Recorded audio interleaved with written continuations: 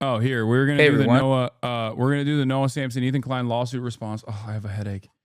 Fuck. There's an update on the lawsuit. An overwhelming number of sources online say the Ottomans expelled the Jews in 1917. How do we even sift what's real at this point? Is there a trusted resource? Wait, what? Did you ever finish the Ezra Klein Sam Cedar video? First time I've seen Ezra Klein, kind of mad law. No. All right, let's continue. It's me, Noah, long time no see. Today I'm going to talk about being sued, or being threatened with a lawsuit at least. I haven't actually been sued yet. Ethan Klein and Mutahar from Some Ordinary Gamers have said that they plan on suing me for defamation. They're doing this in response to a video I posted in March called The YouTubers Who Backed a Genocide. I brought up these legal threats in another video of mine, but they decided to escalate things by paying a lawyer to write a cease and desist, which they sent to me in late March, and in it they ordered me to retract my video within 3 weeks or get my little ass sued. Ethan Klein went on to read the cease and desist on his live stream and repeat this threat over and over again on subsequent episodes. He started his second video by saying, Ethan's threatened to sue me. It's not a threat. I'm going to sue you. Oh. Wait. I'm literally going to sue you for defamation. Noah said in his second video, Ethan's threatening to sue me. Have fun with that, I guess. He said, well, I'm about to have fun with it. And unfortunately, I don't think you're going to be having much fun with it. He didn't respond to my video by his own admission. He just read what his lawyer wrote for him and then said that his full response would happen in court. I know he wants me to respond to every point in his video, which I will do in a much more formal setting. Oh, what do you mean by that? And I can't wait for you. You know, you can do your cute little videos and all that kinds of business on your YouTube channel. But when it comes to, you know, I'd love to see you reason out in a court document about how I and Mutahar support genocide. I really look forward to that. Despite all of the threats from these guys, as I said at the outset, I haven't been sued yet. It's been over 3 weeks since the retraction deadline, and as you may see on my channel, the video is still up. Here's a clip of the last time Ethan even mentioned it, which was over 2 weeks ago. Noah Samsen, he has missed his deadline. Actually, Mutahar is in the chat. What did he say?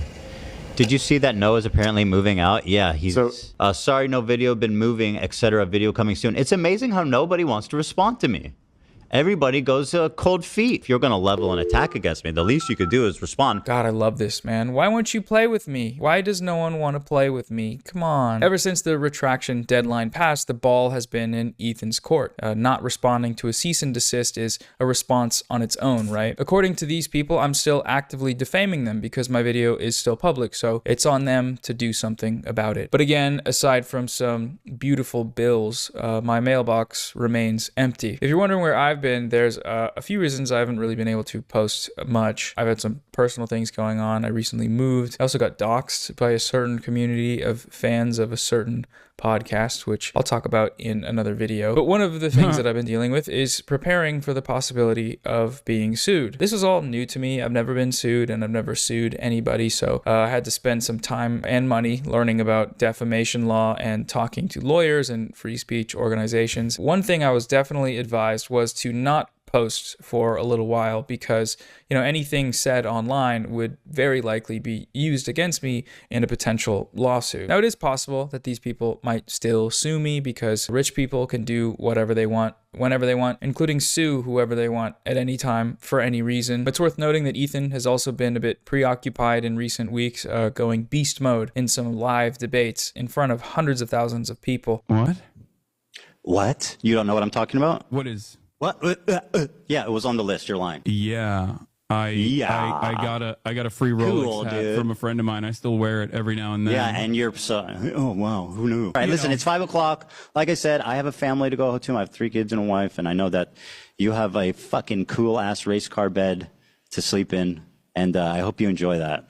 Okay, man. Thank you. Have a good one. And dealing with another very real defamation lawsuit that he's currently losing to a former billionaire, which is a thing that's actually happening right now. He could be on the hook for a lot of money, which is crazy. So maybe he's just busy and going to get around to it eventually. Personally, though, I don't think they're going to follow through with these threats for a few reasons, but the biggest one is just that they don't have a case. I think it's pretty clear that this cease and desist was sent to me with one goal, which was, intimidation. It was an attempt to silence my criticism of these creators' genocide, apologia, and participation in baseless smear campaigns against pro-Palestine creators and movements. All he has to do to avoid getting sued is apologize for everything he said and did, admit he was either lying or ignorant, and erase the video, and also disgrace, like, and just accept the disgrace that is basically lying about two people being pro-genocide, which is one of the most twisted, fucked up things you can accuse someone of. This sort of thing often works because most people just don't have the resources to deal.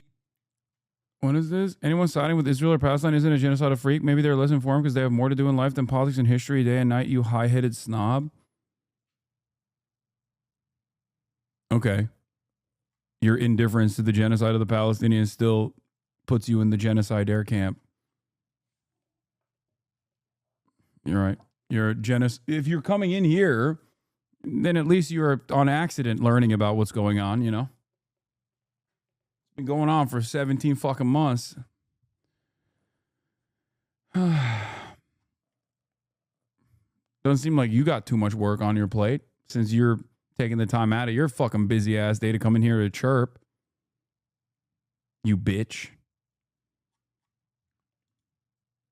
Deal with a lawsuit. In my case, I don't have the resources either, but what I do have is you, an audience of people that have been very vocally supportive of the potential for contributing to a legal fund. I'll be honest though, I would prefer it if they didn't sue me. Not because I think they have a case, nor because I don't think we can raise the money. It's just that I don't feel comfortable fundraising for legal fees right now, given the many better places that money could go, like aid for the people being subjected to this ongoing genocide. Seeing as they haven't sued me yet, that's what we're gonna do. That's what this video is for. It's a fundraising video. I started a fundraiser for UNRWA, the United Nations Relief and Works Agency. The donation link is in the description. I'll also be hosting a fundraising live stream with some special guests and some gaming and hanging out and other things of the sort, which will start on Saturday, May 17th at 2 p.m. Pacific time and probably go for a few days. I don't usually stream, but I'm thinking of playing some games, maybe set up an air mattress and do a sleeping stream. I've seen that before. It looks fun. I've set the goal at $200,000 because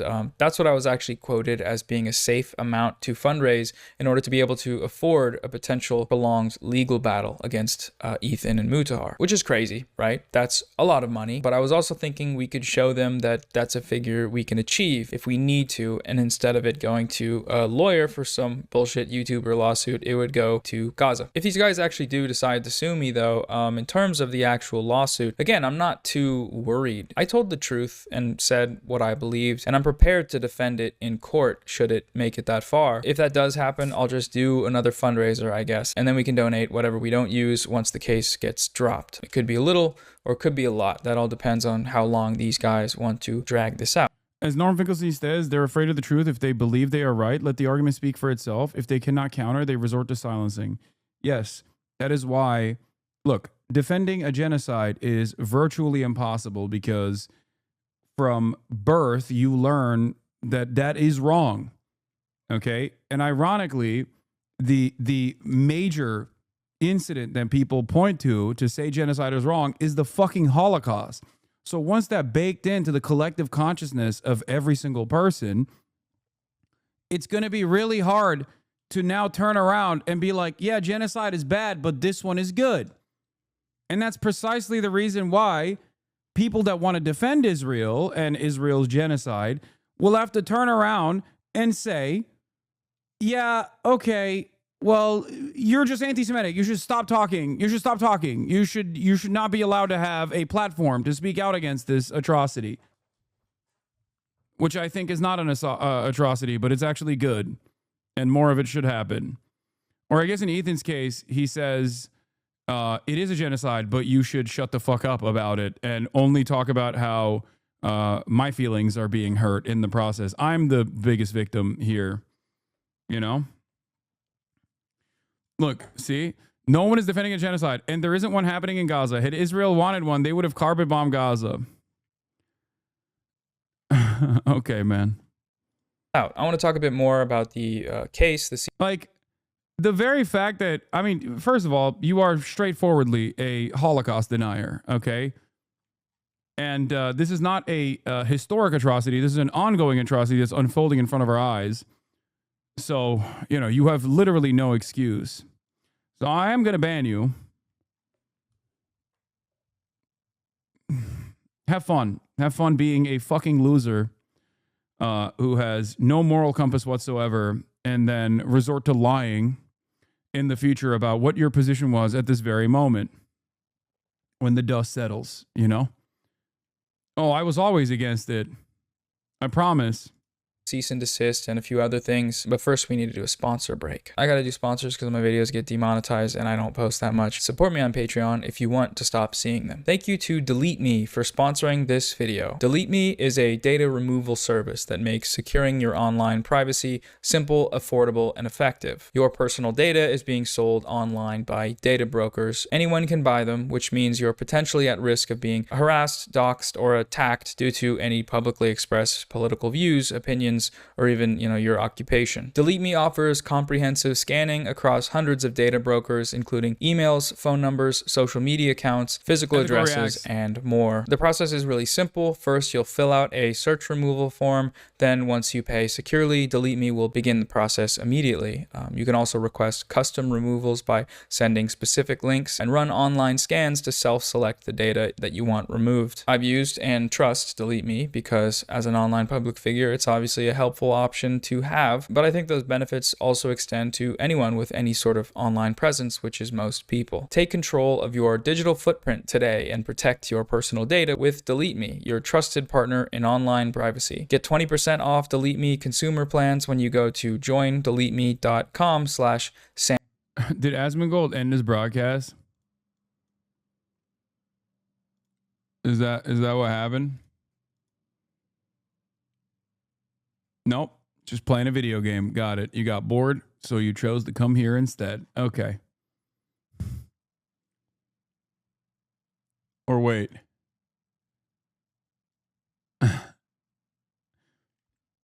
I think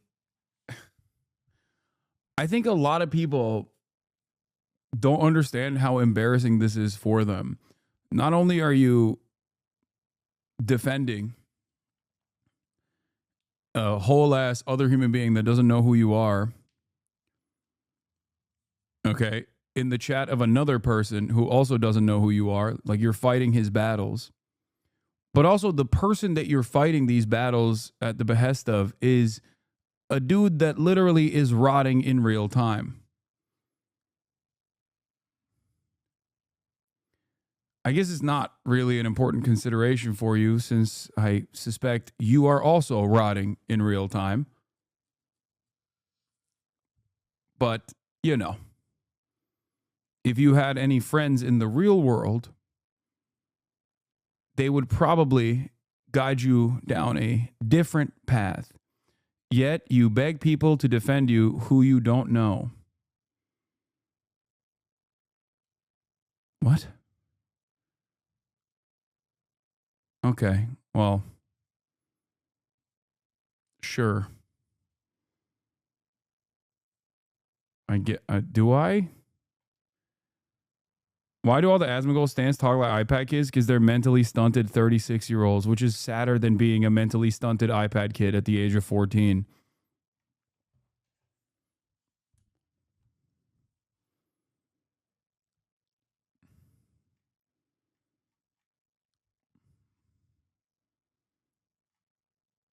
It's like, it's a incredibly pathetic state of existence. But then again, I feel like once you openly admit to being like an out and about Asmongold fan, it's already over. There is no, you have no shame anyway. Like, these are exactly the same motherfuckers that were posting their faces on that grumschange.org petition. You know what I'm talking about? The people that were like, I think Stellar Blade is actually fighting against free speech because they're caving to wokeism. Like, that type of motherfucker who's like so oblivious to how repulsive they look to like normal people. Like the Like any normal fucking human being that gets a whiff of them is immediately repulsed. They don't even follow the fucking guy he's writing for free. Ain't no way. No. He's a Aiden Ross follower and a Kai Cenat follower. But he doesn't follow Asmongold? What the fuck?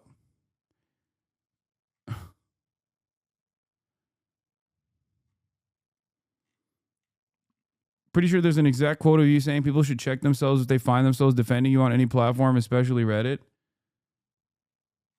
Yeah. Normal people are also repulsed by terrorist sympathizers.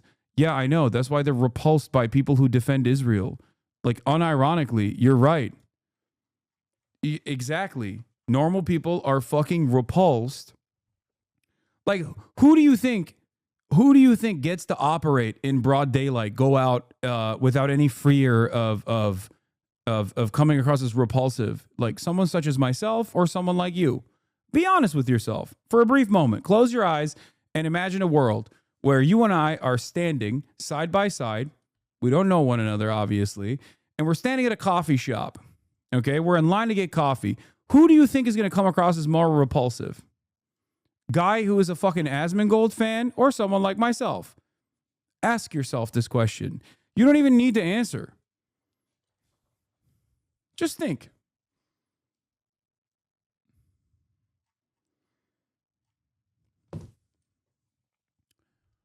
I'm not pro-Israel, but I'm also not pro-Hamas or Houthis.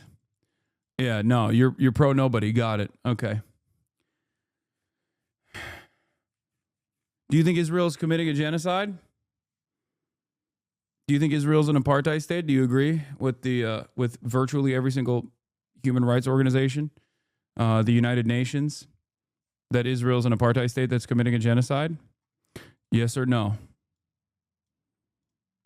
This guy left already. I think he just, ceased to exist. He said the Houthis 2011 account. This is a 45-year-old. No, I know.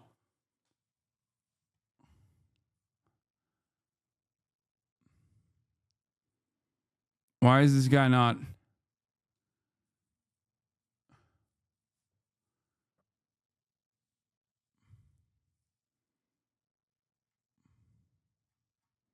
I'm going to shake him a little bit so he responds faster.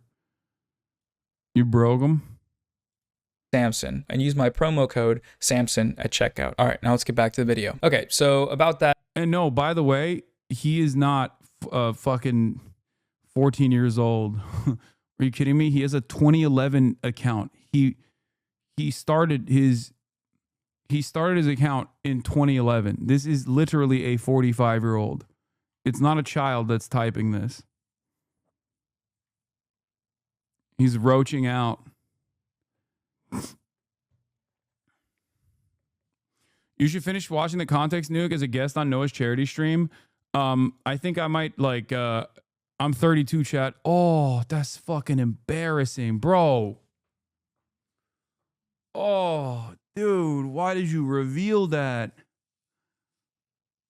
Oh no, we've lived on the planet for pretty much the same exact time and you are this stupid?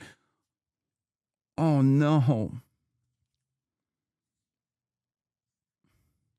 Bro's coming into the chat of a political commentator and typing Hamas with 2 M's and Houthis like this to be like, I'm gonna own you, dude.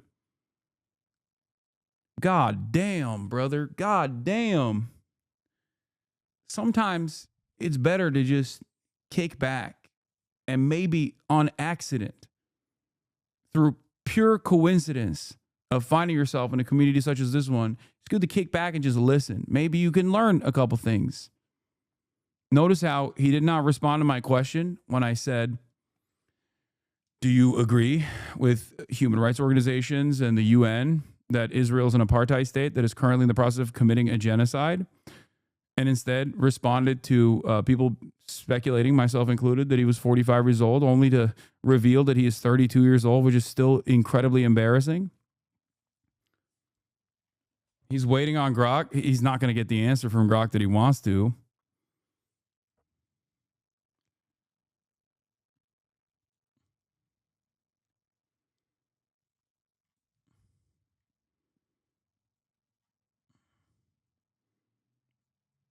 Answer my question, chatter. You got the floor. That defamation case, it really seems like none of the people that are supporting or promoting this lawsuit have any clue what defamation actually is. So I want to go over that very briefly. Calling I guess it's a genocide, but not sure. The fuck? Okay. I assume you don't even know what an apartheid is, right? Like, is that, I assume that you don't know what an apartheid is, considering that you just completely avoided that line of questioning. But let's say you think it's close to a fucking genocide, right? You're like unsure, which is ridiculous because all of these other organizations that are on the ground and conducting forensic analysis and also giving their professional assessments, including virtually every single Holocaust scholar has already... What? If Israel wanted to kill them, all they would have done by now, apartheid, yes. No, that's not how genocide works. Like the whole like, oh, they could have killed them harder, so it's not a genocide is a stupid argument. Okay. But apartheid, you say it's an apartheid state. Great. If you recognize that it is an apartheid state, which it is, and you recognize that it's close to being a genocide, even though it actually is a genocide, right? Okay. Don't you think people have a right to resist against that? Do you place a lot of blame on the Jews for the Warsaw Ghetto Uprising? Do you place a lot of blame on the ANC for resisting against the apartheid in South Africa?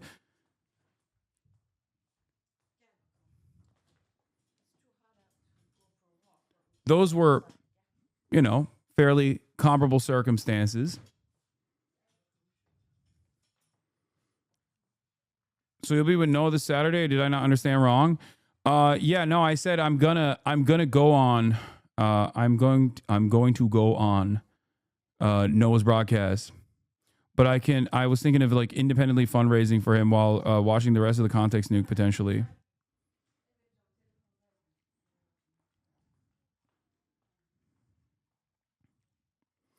I guess Hamas is way more justified than the Houthis. Wait, what? No. What do you mean? Okay, it's cool that you are at least reasonable. Hamas with one end, Houthis is not like this. Okay, this person is unlearning reactionary sentiment right before our eyes. This is great. Okay.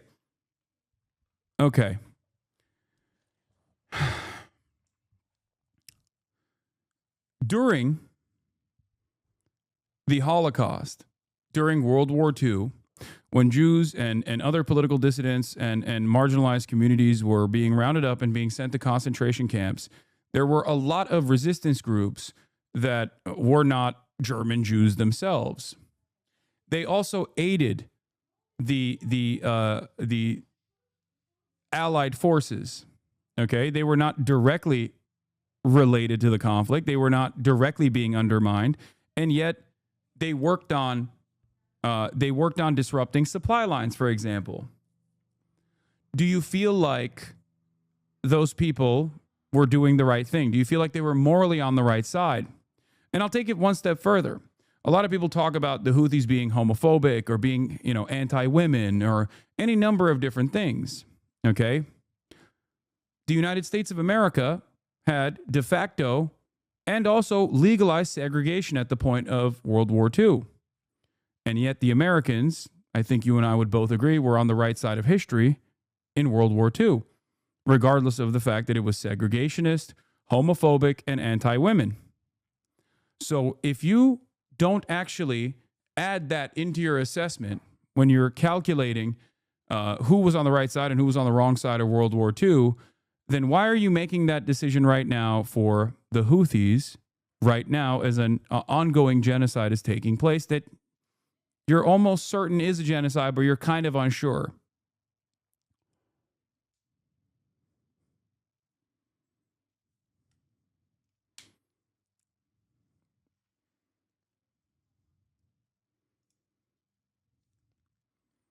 Do you feel like disrupting supply lines that were aiding the Nazis during the Holocaust was the appropriate thing for other third parties to engage in, regardless of their political background and their perspective?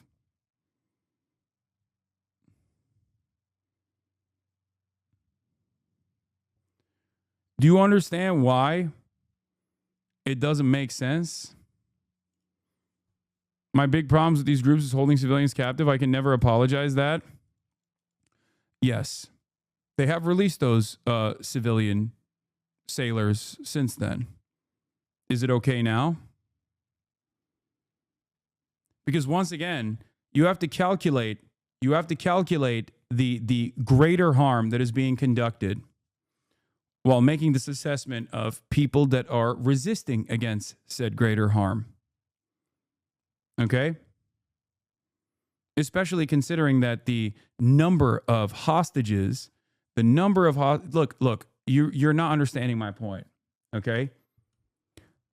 If the Norwegian resistance held train conductors captive in the process of overtaking trains that were aiding and abetting the Nazi supply chain, some of those supplies going to German nationals, civilians, as a matter of fact, would you hold that against the Norwegian resistance during World War II?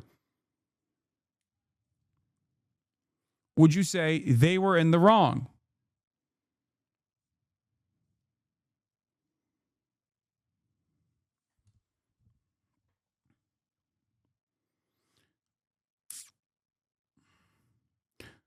I guess Israel's the bigger evil, but that's not how I roll. Bad is bad. Okay. Someone comes up to you and your entire family. They have a gun. Okay. They shoot your mother directly in the head after breaking and entering into your home. Your neighbor hears the gunfire, comes over, and actually slaps the person that shot your mother in the head with a gun while he was in the process of actually coming to fucking shoot you in the head. Do you actually tell the guy who slapped the person who's about to shoot you in the head, stop, wrong is wrong? Do you feel like these two things are just kind of neutral and totally comparable? Like, these are wrong is wrong, slapping someone is wrong.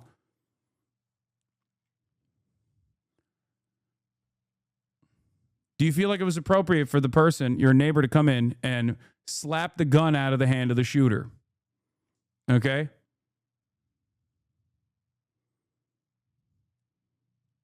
Arresting people is just unimaginably unacceptable to this chatter, but don't ask me about the state taking migrants captive and imprisoning them for life without any judicial process, but they were refugees who had yet to get approval. Bad is bad. Do you say, hey, man, wrong is wrong? And if you want to say, okay, well, the fucking people that were, the Filipino people that were on the boat had nothing to do with Israel. They were working for an Israeli company, and in the process, they were held captive for over a year. Let's say someone actually saw the gunman shoot your parent, okay, and was like, oh, I love when people do mass shootings. Let me go give this person more ammunition, and your neighbor apprehended them in that point. Do you feel like it was appropriate for your neighbor to apprehend the person that was bringing bullets to your gunman? Or would you simply say, wrong is wrong, sir?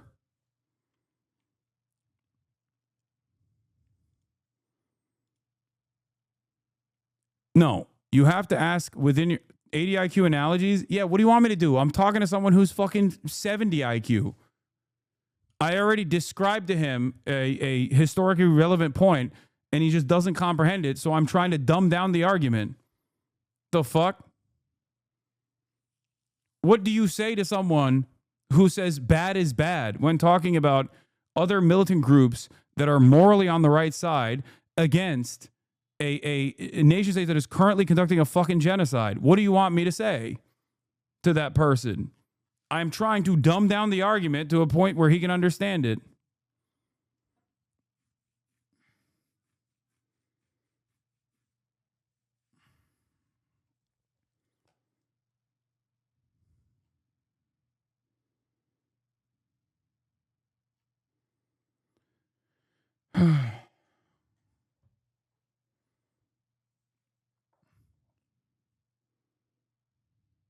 Yeah. Arrest and detention of civilian merchant crews during World War II took place by coalition forces, and they did that to halt arms and material to Germany, and no one bats an eye towards that. There was a group of Norwegian resistance fighters in World War II that effectively prevented the Nazis from developing an atom bomb by disrupting Nazi heavy water shipments. They had to blow up a civilian ferry at one point and are still considered heroes.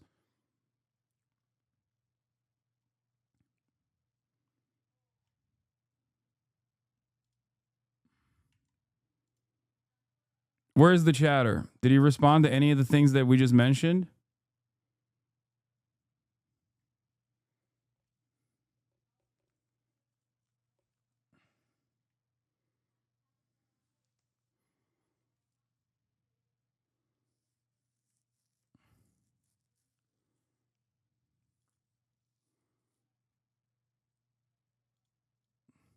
No, 1 year captive is way worse than slapping. Brother, we just talked about the Norwegian resistance in World War II that fucking blew up a ferry. Okay? 1 year captive is way worse than slapping. Is ridiculous. You're trying to fucking go. Okay, they held them hostage. Okay? The person was bringing ammunition to the person who shot your fucking mom and is in the process of shooting you. They held them hostage for the duration of the shooting. Ferry with civilians or just supplies? I'm losing my fucking mind, dude.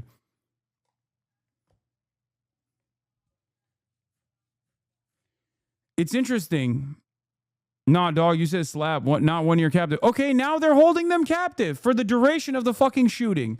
Is that inappropriate and unacceptable? The entire point of this analogy isn't to fucking go into the weeds of is it a one-to-one fucking comparison? That's not how analogies work. The entire point of this analogy is to help this person understand that there is proportionality here, okay? If there is a party that is the most powerful fucking nation in the region, that is a nuclear armed power, that is a 77-year apartheid state that is currently in the process of conducting a fucking genocide, that the poorest nation in the region actually implementing a blockade along its fucking coastline in an effort to harm the responsible party for the genocide economically, it is an appropriate action to take, regardless of whether you agree with the methods or not. That's it. That's it. And hyper focusing on the 18, I believe, Filipino boatsmen that were taken in that process, instead of yelling at the fucking Israeli shipping magnate that literally knew that there was a blockade being implemented and still forced the Filipino boatsmen to go through that route, hoping that they would be fine and being incredibly careless about their fucking well-being, is idiotic to put the blame on for the fucking group that is actually trying to do something, anything within the limited powers that they have. So that's the reason why I tried to fucking dumb down the goddamn argument, but it didn't matter to him.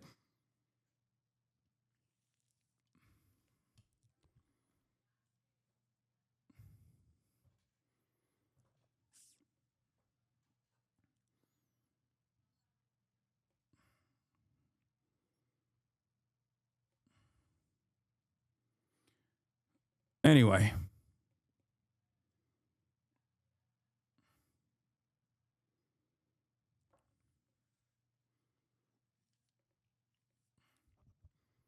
If you want to yell at somebody, yell at the Israeli shipping magnate that actually said, "Nah, fuck it.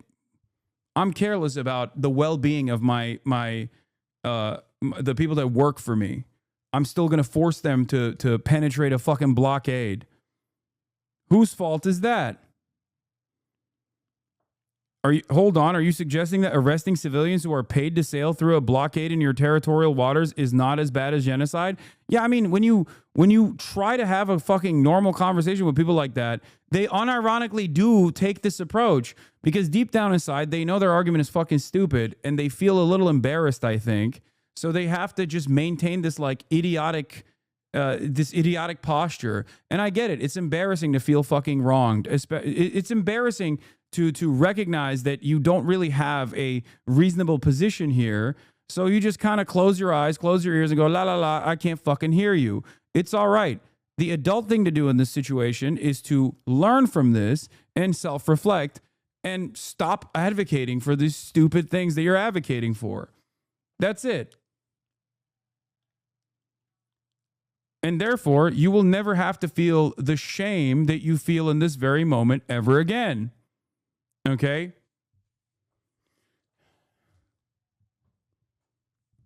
That's it.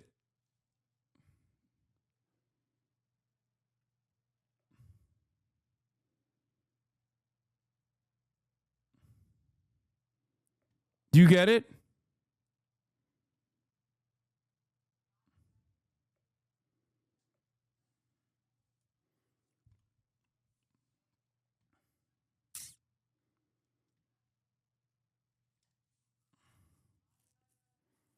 Bruce Springsteen mentioned your detention in a positive way towards the movement at one of his concerts. Wait, what? Ain't no fucking way. The boss?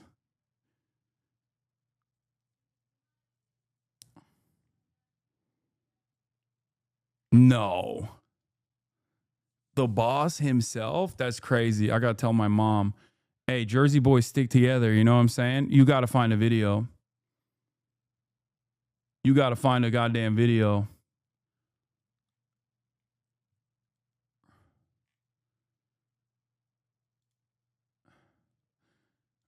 Springsteen in England blasts Trump administration as treasonous. His remarks delivered to an audience abroad stood out at a time when other superstar artists have seemed to mute their criticism of the president. Even for an avowed liberal like Mr. Springsteen, it was notably piercing broadside at a time when some artists have seemed to avoid directly confronting Mr. Trump. Wait, there's a video of it. The mighty E Street Band is here tonight to call upon the righteous power, art, music, and rock and roll. In my home, the America I love, the America I've been written about as a beacon of hope and liberty for 250 years is currently in the hands of a corrupt, incompetent, treasonous administration. They're rolling back historic civil rights legislation that has led to a more just and plural society. They're abandoning our great allies, siding with dictators. Still, the America's sung about 50 years. Wait, what did he say? He did not mention me. You guys are crazy. He's just talked about people being detained at the border or some shit, probably, like across the board.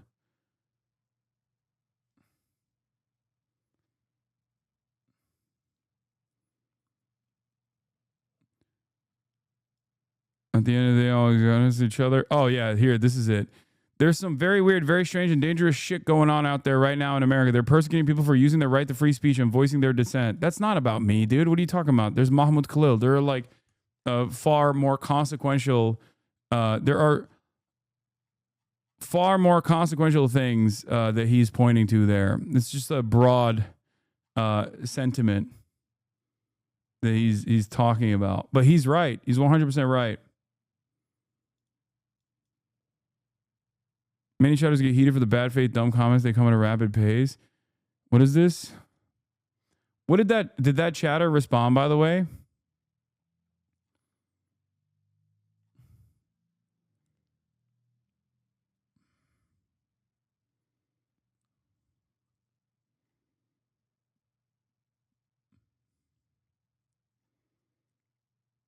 Did that chatter actually respond? Nope. He just checked out, huh? That's crazy. All that time we spent. The boss is not a HasanAbi head, as far as we know.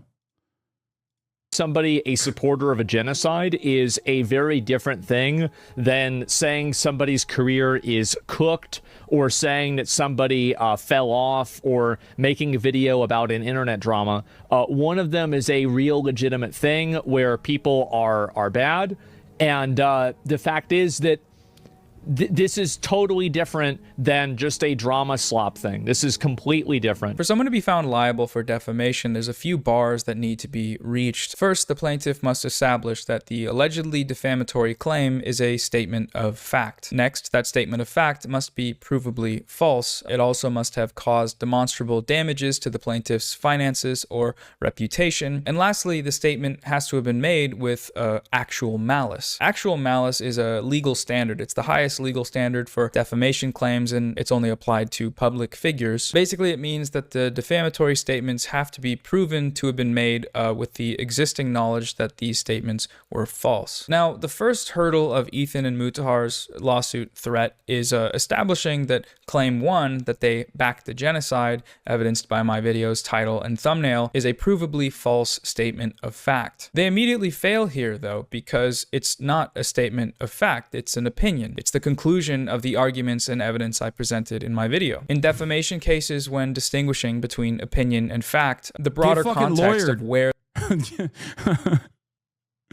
oh, that's funny. The statements were made must be considered. In the cease and desist, the lawyer they paid to write it for them chose to ignore this broader context, opting instead to single out one word in the video's title, the word backed, characterize that word using one definition from a single source, and then argue that that word, solely using the definition they've interpreted it to mean, is a statement of fact and also a false one. And not only that, but this falsehood is one that I lied about maliciously.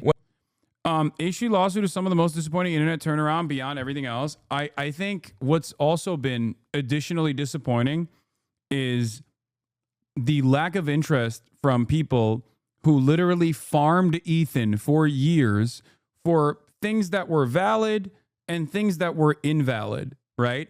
For years, because they knew that that was a way that they could butter their bread, okay? Constantly making videos about Ethan Klein's downfall. All of those fucking drama slop tubers, the moment that Ethan changed targets and started attacking members of the left over their coverage of Israel's genocide, at that very moment, every single one of these charlatans who did not actually delete any of their fucking previous videos, by the way, they're still up. They have tens of millions of views on each and every single one of them. They turned around and they offered full and unconditional support. You had people that were calling Gila a horse face over and over again that were now saying like, well, you know, Ethan is actually on the right side. He's on the right side of history.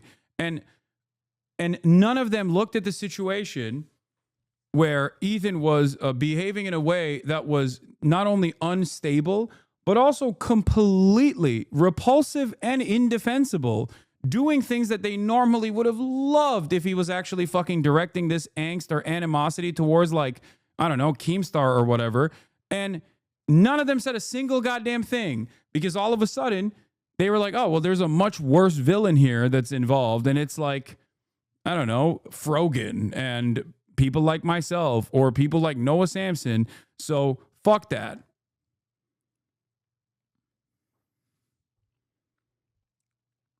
Hasan, they're just going to claim you're trying to do guilt by association. Why do you think this would work on them? Enemy of my enemy applies better than that, in my opinion. No, I'm not even talking about fucking Ethan. Guilt by association in that regard.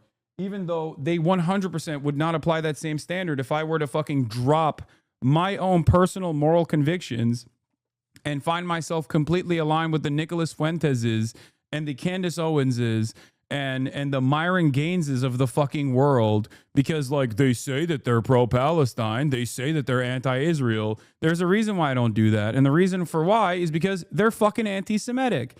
They don't like Ethan Klein either, you know? So why don't I align with them, even though Ethan, who claims to be combating anti-Semitism, has no issue aligning with anti-Semites and offering them fucking platforms with regular frequency? Do you not understand?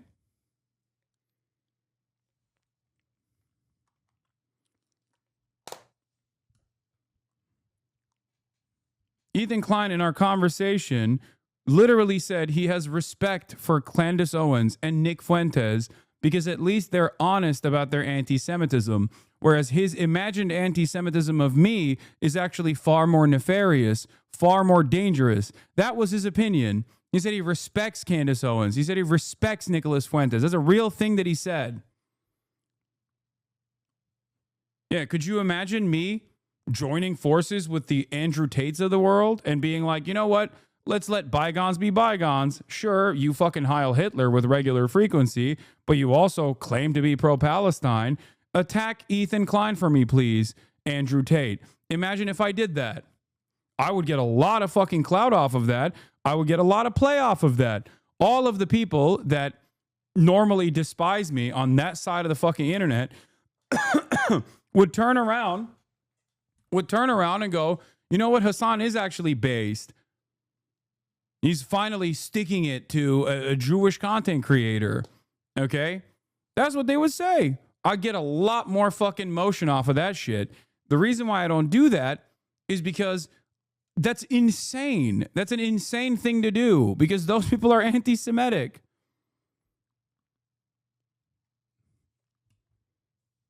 Do you not understand? Also, in the process of me doing so, I'm sure there would be a lot of parasocial fans that would remain, but plenty of people would understandably and for very valid reasons leave this fucking community.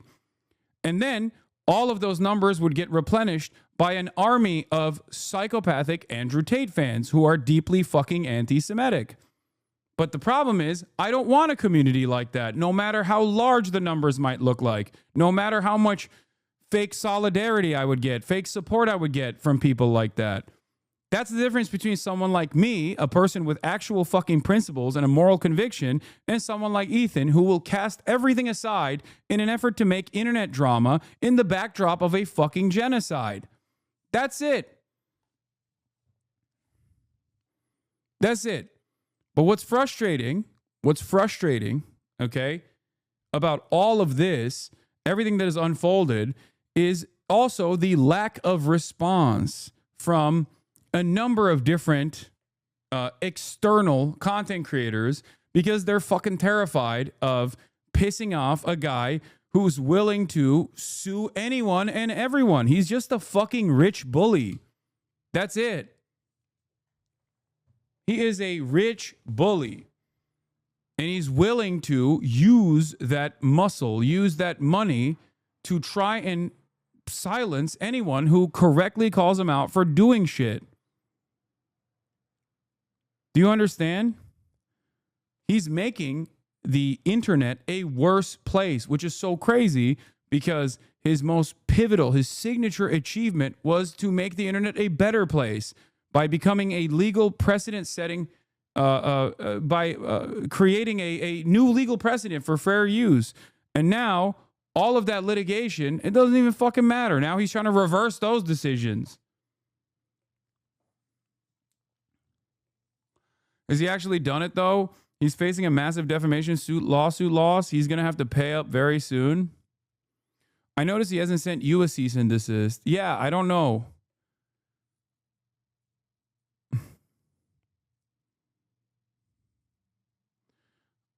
Have you heard that he's going to make another nuke on you that is most likely going to be very personal? If he were to go after your family, would you seek legal action?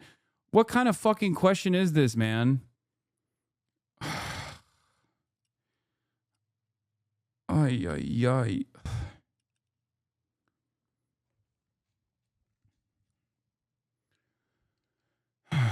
Legal battles of this sort is literally getting in the fucking dirt, getting in the pigsty to wrestle with pigs. I don't want to surround myself with shit by doing so. Okay? I think it's bitch made. That's the entire basis for this video that Noah Samsen is putting together. Okay?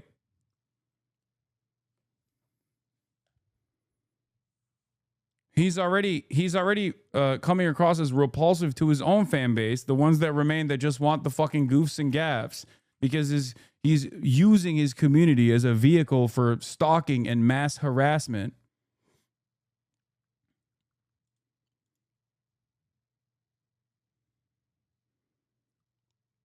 And the remaining foot soldiers that are there just for the goofs and gaffs, which I guess like genocide wasn't enough for them to fucking pull the ripcord, are now annoyed at the unlimited amount of fuck Hasan posts on his subreddit where they're like, can we just stop? Can we just stop with the fucking Hasan posts? It's just ridiculous. Like, it's too much. Can we just get back to the goofs and fucking gaffs, please?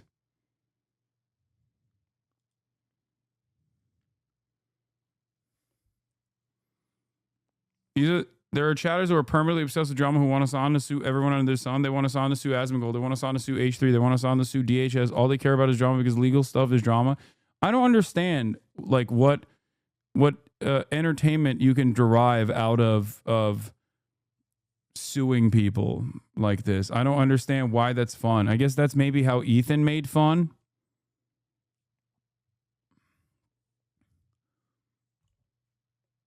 Number 6 on YouTube. People are loving the drama more than his goofs. What do you mean number 6 on YouTube? I don't even know what that means.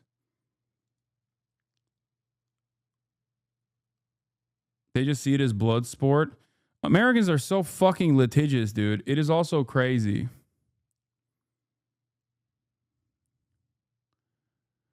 My feed's parasocial because they feel like they're winning through you. Yeah, except you should already feel like you're winning through me if that's your goal here.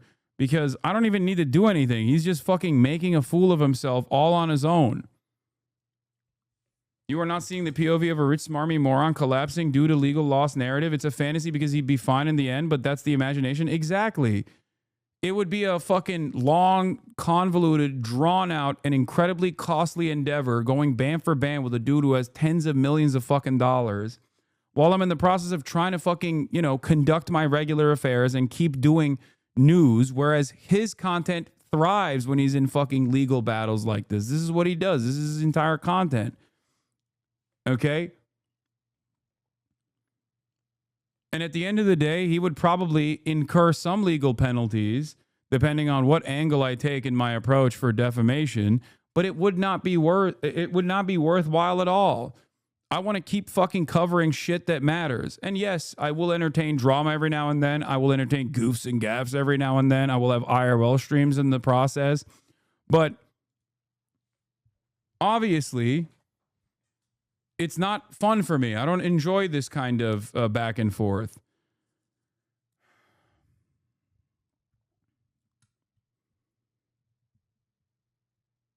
Yeah, I don't think people understand. Someone with that level of wealth can keep this going endlessly, okay? Think about it this way. He is so wealthy that he is able to withstand a fucking defamation lawsuit from a billionaire, okay? A billionaire that he has actively pursued and apparently defamed is currently in the process of suing him, and it's taken fucking years. And even though he probably is going to lose that lawsuit, it still doesn't matter. Think about all the time that it took to get to this point. Think about all the time that it took to get to this point and what he did in that process. It was a 4-year process. He made content out of it every fucking step of the way. Now that he's on the verge of losing it, he shut the fuck up about it. He doesn't talk about it at all because it's over. The content part is over. Do you think it would be appealing if I were to... Do you think it would be appealing if I were to change the trajectory of my political commentary career and become a fucking fat little piglet that only cares about fucking endless drama and endless litigation? I don't want to live in that world. I don't want to be that person. Okay? That's it. Especially because it would help him more than it would help me. It would hurt me in the process. It would hurt my goals.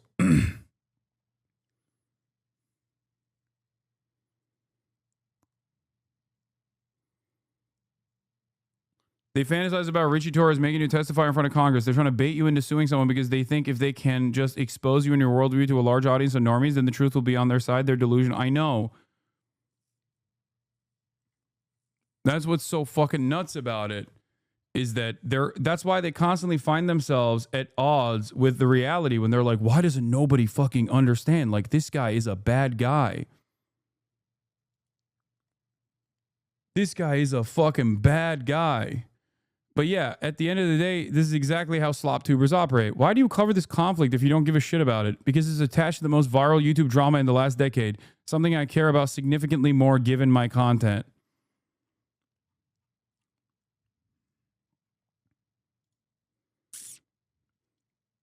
It will bring your credibility. What? No, it will burn my credibility. the very fact that I even entertain it as long as I have is already fucking probably doing reputational damage. There are plenty of fucking serious people who look at that back and forth that took place that was, 5 hours long and go, why the fuck did Hasan entertain this? There were definitely people, including that guy in the West Bank, who was like, fuck both of these guys. Our people are dying, and they're fucking having a back and forth drama conversation amidst a fucking ongoing blockade that is starving the Gazan population. And that person is correct. That person is correct. That person is not wrong.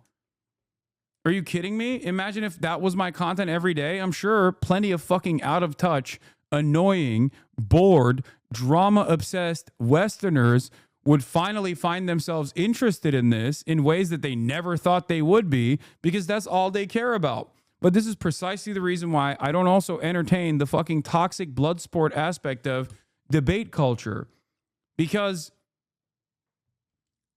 I don't think it's productive. I don't think it's productive in getting people to start the journey of learning, okay? To helping people understand the way I see the world, urging them to go out and organize, to try to put an end to all of these unjustifiable things that are happening.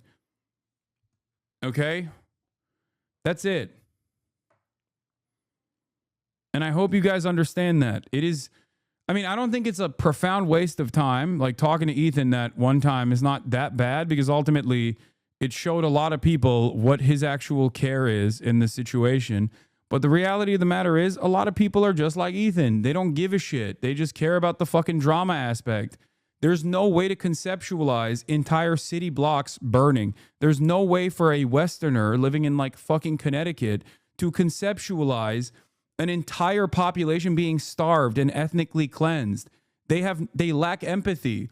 They think those people maybe kind of deserved it. Even if they think what Israel is doing is horrifying, they're much closer to the average Israeli person than they are to the average Palestinian person in Gaza.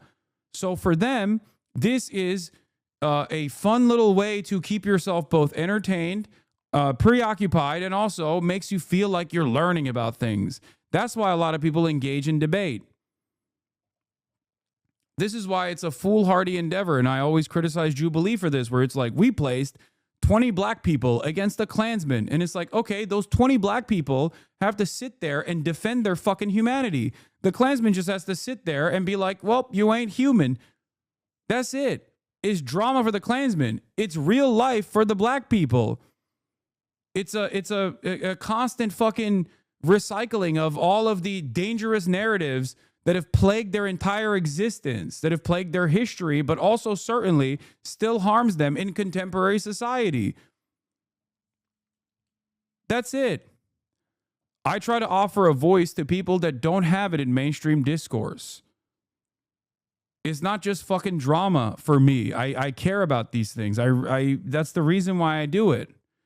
I don't do this because, fuck it, like this is going to get me endless amounts of clout, as some people cynically claim, because they're projecting. The only thing they care about is fucking clout. So they're like, Hasan must be doing this for clout. Or whenever people say, oh, Hasan is audience captured, I think post October 7, we proved that that wasn't the fucking case, considering a massive chunk of this community fucking fled in the aftermath.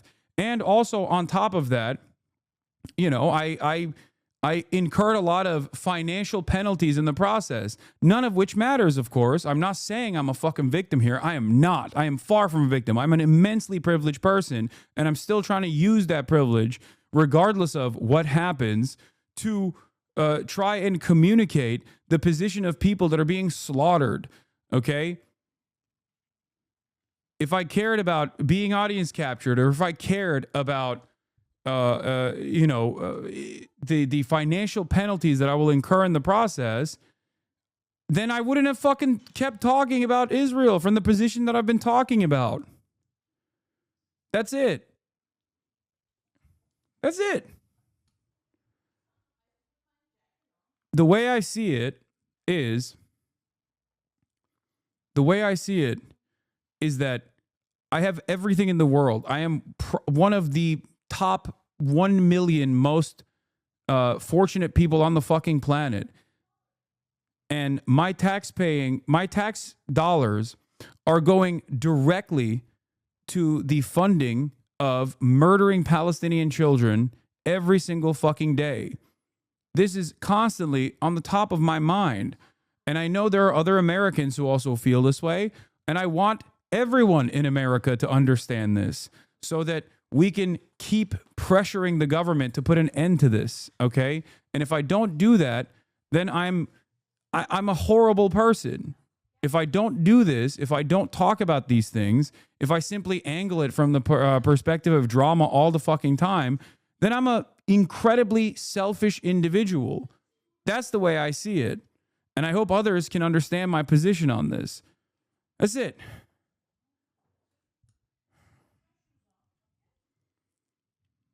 When evaluating defamation claims, headlines are not typically treated as statements of fact when the articles themselves explain how this conclusion was reached. That's what my video was for. It was an hour long. I know for a fact that Ethan accused me of defaming him before he'd even watched it, based on the title and the thumbnail alone. If I had to guess, I would say that the decision to threaten a lawsuit came from this knee-jerk reaction to my video's title and thumbnail, and that knee-jerk reaction was never re-examined because it didn't need to be. Ethan has money and time and no one in his life that is willing to challenge him on something like this, especially not his lawyer who he is paying. So whatever he thinks and says is truth. So how do they go about trying to prove this claim of defamation? Well, it's pretty interesting. They actually go with the "no, I didn't" defense. They essentially claim, we couldn't have possibly supported a genocide because elsewhere we have said that we don't. We said that genocide is bad, so we are exempt from any criticism for any other things we may have said that do actually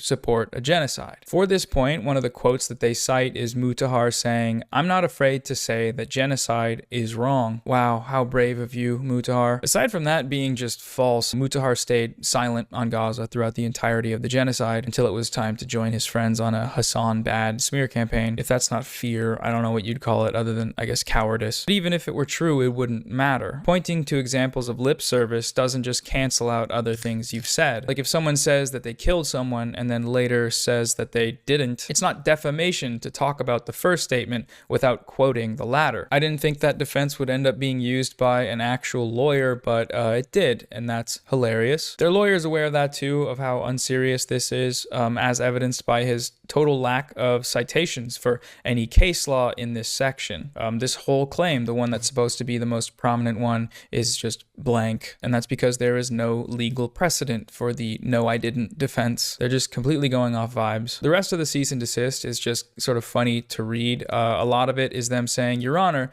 he clip-champed me. Your Honor, he literally didn't even watch the video." They spend like 3 pages attempting to debunk a Bad Empanada video essay because I cited it, which is just sort of awesome. It's been said plenty of times already, by Bad Empanada included, but you can't litigate a historical argument in civil court. That's not what civil court is for, and that's not what defamation is. There's one part in the letter where, in an attempt to evidence my malicious intent, their lawyer cites the disparity in the view counts of my videos, accusing me of the legal violation of clout farming. This statement demonstrates that you intended to not just have third parties spread defamatory statements about Ethan, but profit from those defamatory statements. You proved this point yourself when your video entitled "Manufacturing Consent for Genocide" failed to receive many views, particularly in comparison to the first defamatory video. You made the second defamatory video to further profit from your defamatory statements about Ethan. Your Honor, Noah fell off and tried to climb back to relevance by putting my client's name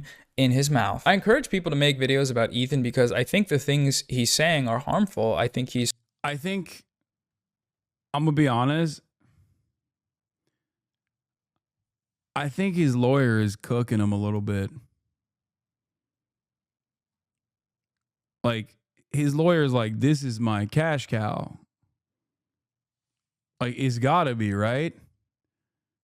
Like, it's kind of crazy that he operates in the same like weirdo space that Ethan does, and he's a whole ass lawyer.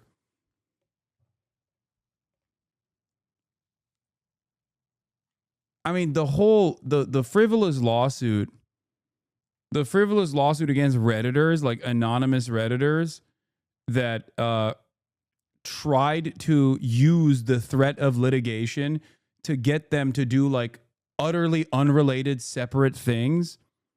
Like that was insane. To me, I feel like any YouTuber that does that to another person, like if I think about it, if I were to do that, if I were to go after like fucking DDGers, okay, for constantly fucking clipping me out of context, and then hit them with a frivolous copyright suit, and then turn around and get my lawyer to write this ChatGPT ass response and be like, and you have to tell me, you have to show me conclusive evidence and like unmask yourself and all these other people that are in DDG. Like, how many fucking videos would be made on that? How many of the same fucking silent drama slop tubers would be nutting at the prospect of writing fucking video essays about how insane I am, how power tripping I am, socialism, by the way.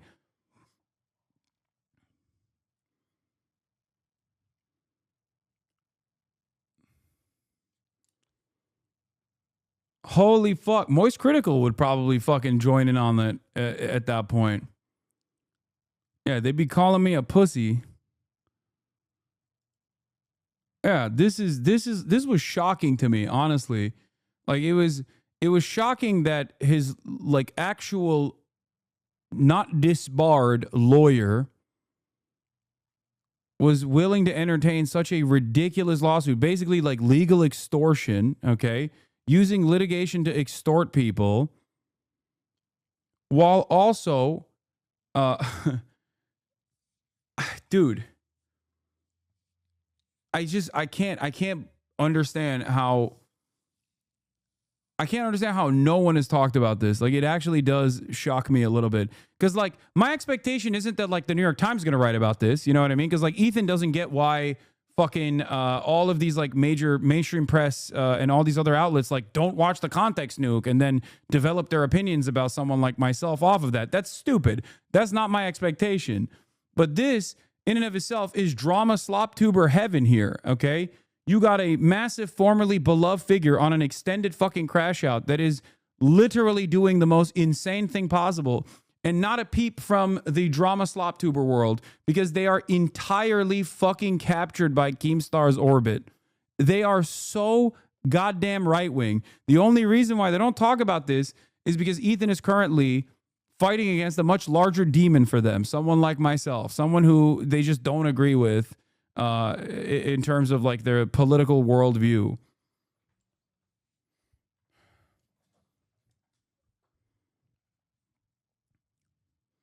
Ethan is just radioactive to Moist currently, not enough to merit a call out, but enough to think they're gross, or just him not wanting to be involved because it's lame, but Moist could get there soon, wouldn't be surprised.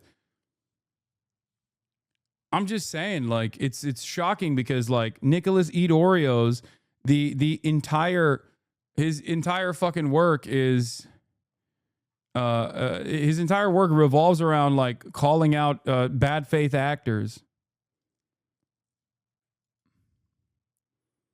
What is this? Ethan Klein has said the West Bank settlers are valid military targets, and Ethan's lawyer is a West Bank settler. Ethan Klein thinks his lawyer is a valid military target.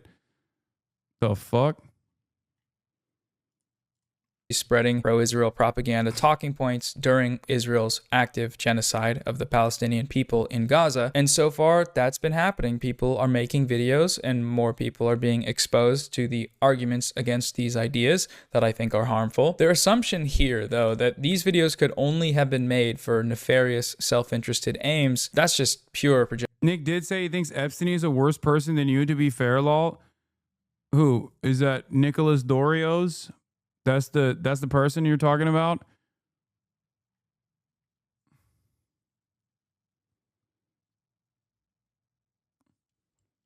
Oreo's always been a toxic drama fiend, though. I know, but this is like, he would be eating so much better if he were to actually cover the other side of this. You know what I mean?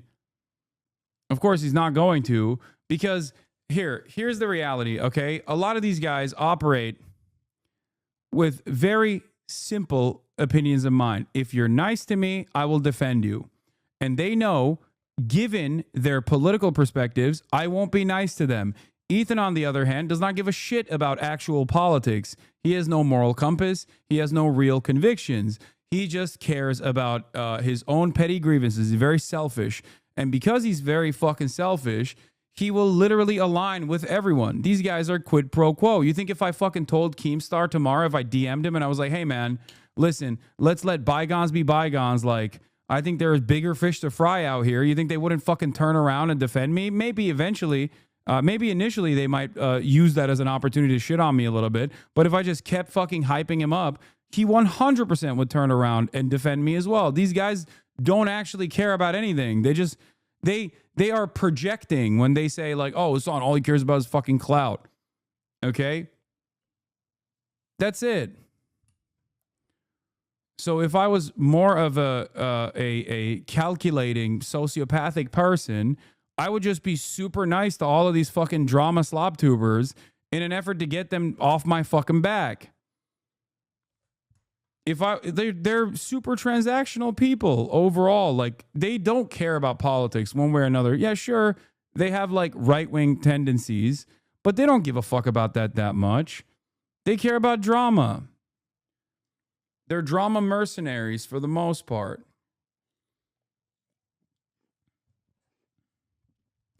That's why they love Sex Pestany so much, or loved Sex Pestany so much.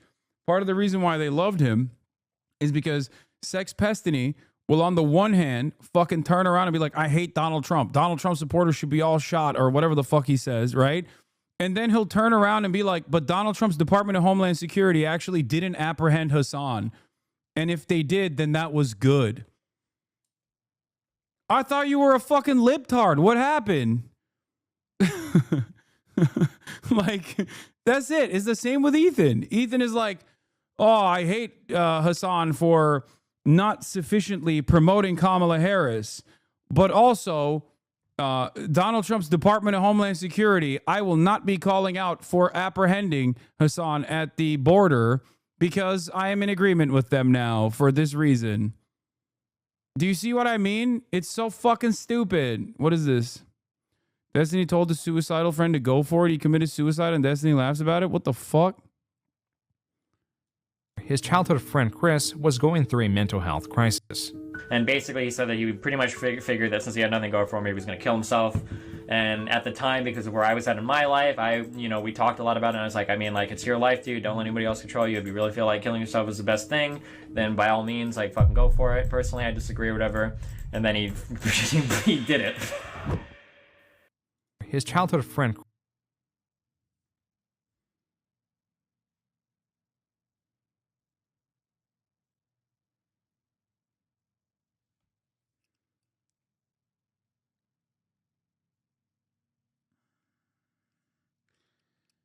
Oh my God.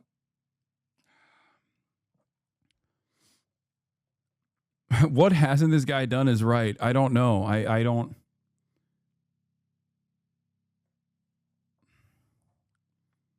Wait, you didn't know about this? No, I didn't know about this. Are you fucking kidding me? Dude, I have the fucking legion of the grossest losers up my asshole on a daily fucking basis. And what's worse is their fan bases don't even care. Like, they're like, yeah, we're fucking filthy.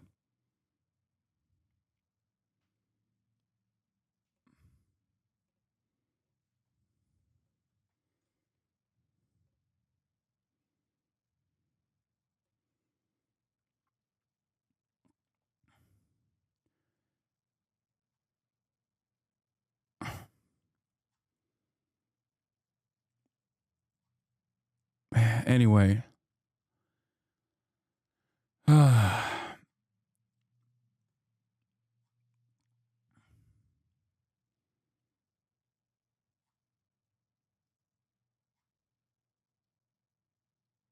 Fucking Christ, dude. Projection, I think. For these guys, everything is about views and internet fame. You know, everyone is cynical and self-interested, and no one actually believes the things that they say insofar as those beliefs are able to get eyes on their content. There's no way you could be criticizing someone based on any sort of genuine political motive. No, you must just be wanting to jump in on the dog pile, to cash in and grow an audience of snarkers that are there not because they're against genocidal propaganda, but simply because they don't like you. For no reason. Even when you're being a perfect little angel angel. They literally put fucking command centers under hospitals. There was more Jews displaced than Palestinians during the Nakba. 900,000 Jews were forced to choice, but because they were forced out. The vast majority went to the fucking Arabs.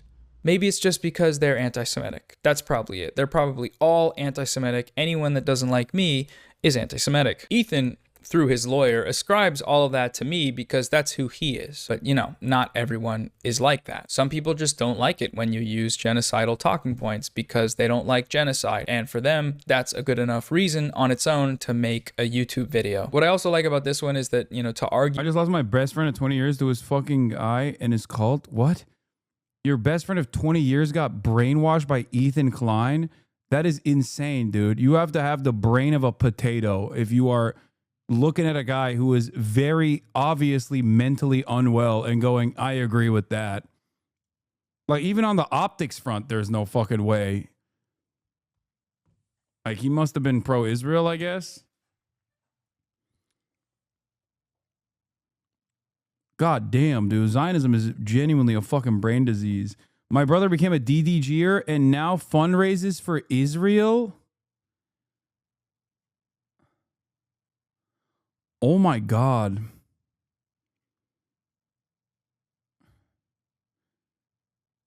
I have a friend who's very much an H3 Asman fan who I also lost over the Sabra Hummus stuff, but they also said Free Palestine at the end of our last convo. It never ceases to surprise me how unique people are. Like how they arrive at like the insanely contradictory positions that they arrive at.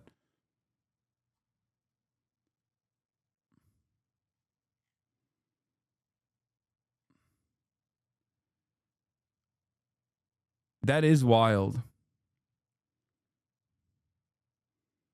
My brother's a DDGer and he straight up doesn't talk to me. DDGer and he straight up doesn't talk to me anymore because I've watched you for so long. Is a straight cult.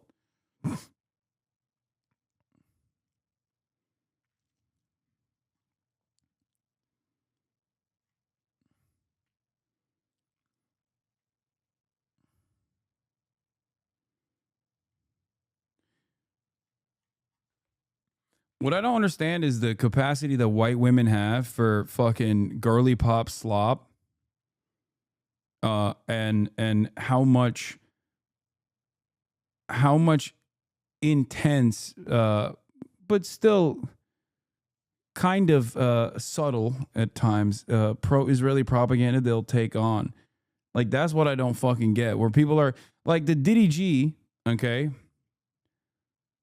I get that. Like, they're fucking edgelords, they're Kiwi Farms guys, they're 4chan, but they believe that as long as they present themselves as like liberal, that gives them a moral authority to do whatever the fuck they want, be able to say the N-word as white people, shit like that, and more, and be able to do their psyops in broad daylight.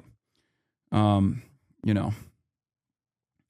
Why are you blaming women? Because I'm not blaming women. I'm surprised at the expectations that I have of women broadly is that they're going to be more empathetic than the fucking gross 35-year-old loser dudes who are like IT specialists that spend every waking moment trying to fucking dox and harass people that their god in their cult doesn't fucking like. It's infinitely more shocking to have whole ass girly pops that are just like, you know, I really came in for the Justin Baldoni drama, but I also realized that Islam is a real fucking blight on Western civilization. And therefore, while I think Israel is doing a genocide, Hasan is a far more evil figure than Israel ever could be. He must be using the Israeli genocide as a mechanism to fucking defend himself from righteous criticism. What is the righteous criticism? Mind you, he hurt the feelings of my favorite content creator who on one day will say West Bank settlers are valid military targets and even go so far as to say that his wife is a valid military target and a terrorist. And on other days, will turn around and say Israel actually is still a wonderful, multifaceted, diverse environment that is not the way that Hasan is describing it, and that one day I will show all the girly pops how cool Israel is in the process of a fucking genocide that is unfolding, that the girly pops are supposed to care about, seemingly. Are white women the main fans of Ethan? I'm confused. I think there was a lot of people from like the frenemy side that the frenemy side that just like seemingly are blind to Ethan's routine misogyny.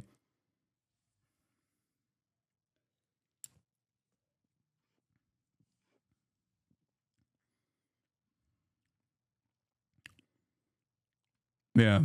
Like in my mind, there's like a 35-year-old HR lady who just has bought every fucking Teddy Fresh release, no matter how ugly, and is just like ride or die, and is simply of the mindset that, yes, Israel is committing a genocide, but also you shouldn't really say too much about it.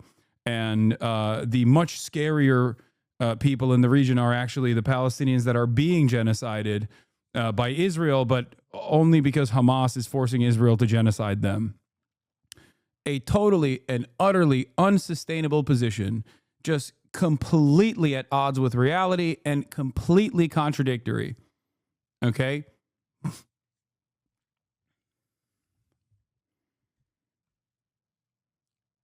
That's what I assume is like the remainder. You got confused, chat. He has a lot of women fans, is what you mean, not girly pops in general. Yeah, no, he does still have that. So much so that some of those fucking girly pops literally tried to dox Noah. They doxed him. They found him on a fucking Bumble and were like talking about literally going on a date with him to ambush him in the date. Like, that is so insane. That is an insane thing to do and think. Especially doubly insane when you factor in that if they were asked straight up, if you knew one of these girls that is like a Ethan Klein stand still at this point, and you ask them, like, do you think Israel's doing a genocide? They'd be like, yeah, of course. What the fuck?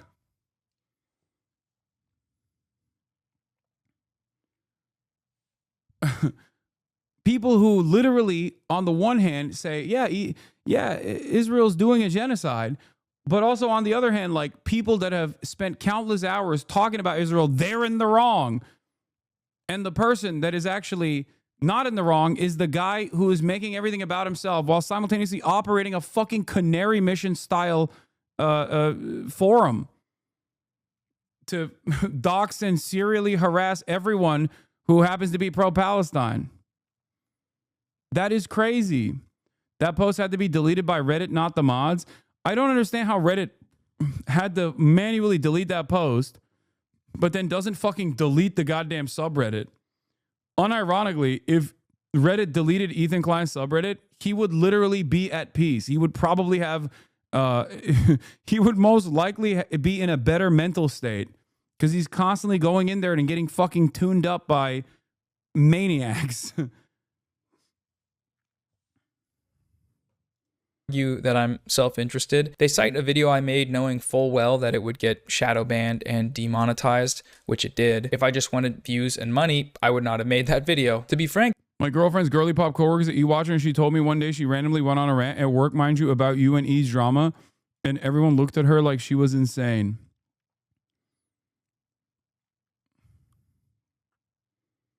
the reason I made that video was on a pretty simple, basic principle, which is being against genocide. And that principle manifests itself in me wanting more people to know about how the media is normalizing this genocide. That same principle is why I made the videos about these guys. It just so happens that when YouTubers are in the thumbnail, more people click on the video. Ethan is aware of this phenomenon, obviously. He's used it for me and many others. It is unfortunate that more people care about what their favorite e-celebs have to say about each other than an active genocide, but that's the frame of reality we're working within on the internet. And I don't know, I think people are doing what they can to try to change that, or at least use it for positive goals, like getting more people to learn about the genocide. And to an extent, for some people, this seemed to work. I got a lot of comments saying they hadn't heard about what's happening in Gaza or about how bad things. What's this guy say? Holy shit, Israel's fucked They up. hadn't heard. I didn't know the sentiment was that extreme in Israel. About what's happening in Gaza. I always thought Hasan was on the right side of history, but holy shit, I didn't know how bad the idea was. Hasan honestly is insanely composed as a commentator. How bad things actually were until that video was recommended to them. And for most people, the only reason it was recommended to them is because I framed it around what some guys on the internet think about it. That was what I'd hoped would happen. Believe me or don't, it doesn't matter. What matters is that factually, some people learned about the genocide, and they wouldn't have learned about it if I hadn't used these creators as examples. And the same is true for creators like... I do need to mention something. I'm not blaming the women for this, okay? Do not misunderstand me. My expectation is that women are supposed to have a higher barrier of empathy. That's it. That's what I'm like. I'm disappointed. Like, I have no expectation from the fucking dudes that are in the community, many of which they came after, many of which are like fucking Keemstar fans and shit. Like, those people are gross. The girly pops are now hanging out with those people, not realizing that their community's infested with those people that do like fucking rape review and shit. You know what I mean? Like, they're over here being like, yeah, Hasan is a real misogynist. Like, I can't believe it. I can't believe how misogynistic Hasan is. Meanwhile, what are you doing? You're fucking hanging out with incels.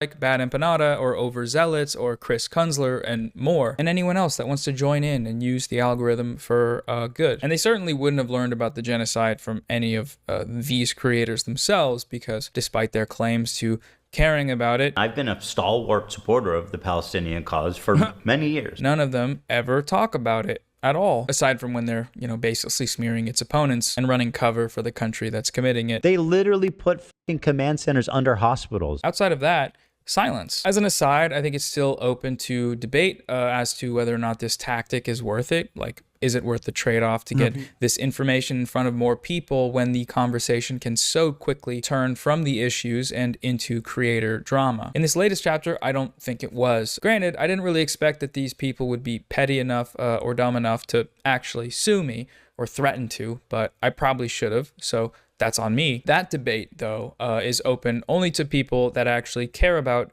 and talk about the genocide. Not you, or you, or you, or any of your freak show fan bases. As far as that first group of people goes, the people whose input I care about, they have been mostly supportive of these efforts. Do whatever you can to get the word out to as many people as possible. That's the feedback I've been getting, so that's what I've been trying to do. But again, that might not always be the case, and that is subject to change. Aside from the cease and desist being, a joke, the other main reason I'm down to clown in court is because Ethan keeps proving my point over and over again. Like, every day that passes and every time he opens his mouth on his show, he continually proves that my allegedly defamatory claim that he is backing a genocide is actually very correct. In the very stream he was supposed to be disproving the assertion that he supports genocide, he brought out the most explicit IDF talking points he'd used to date. I feel like this is a force that's going to help end the war, not fucking keeping hostages and underground and like sending, just continuing to provoke Israel to attack them and putting fucking like military complexes under hospitals. They literally put fucking command centers under hospitals. The talking point he's using there, that Hamas builds command and control centers. Yeah, he's pro-Palestine, by the way, stalwart ally. Centers under hospitals has been Israel's. By the way, these are the people that community believes are correctly Palestinian. Loner Box goes full mask off, says he thinks giving Palestinians equal basic civil rights is anti-Semitic. Wait, so well, yeah, I understand that's why that, I think it's then, anti-Semitic. Yeah. Okay. So you think it's anti-Semitic to believe one person, one vote now? Oh yeah. Okay. So you think that is an anti-Semitic belief? The slightest sympathy for Israel is not the same as supporting complete ethnic cleansing of Palestine, but I'll put that aside. Yes, if you follow the logic above, you'd have to admit that you believe the majority of Jews on earth are as good as neo-Nazis. No. You have to put it aside because I'm asking you a hypothetical law. So if the majority of Jews favored killing and displacing all the Palestinians in Gaza and the West Bank, and I said that that's a fascist position, you're saying that that would make me anti-Semitic? Just clarifying. Might have to think more about it, but you probably would be. If the majority of Jews seriously wanted to kill and displace 5 million people, it would be justified to think there's something wrong with them. Unless you think you can hate most Jews without being a Jew hater. Lol. What?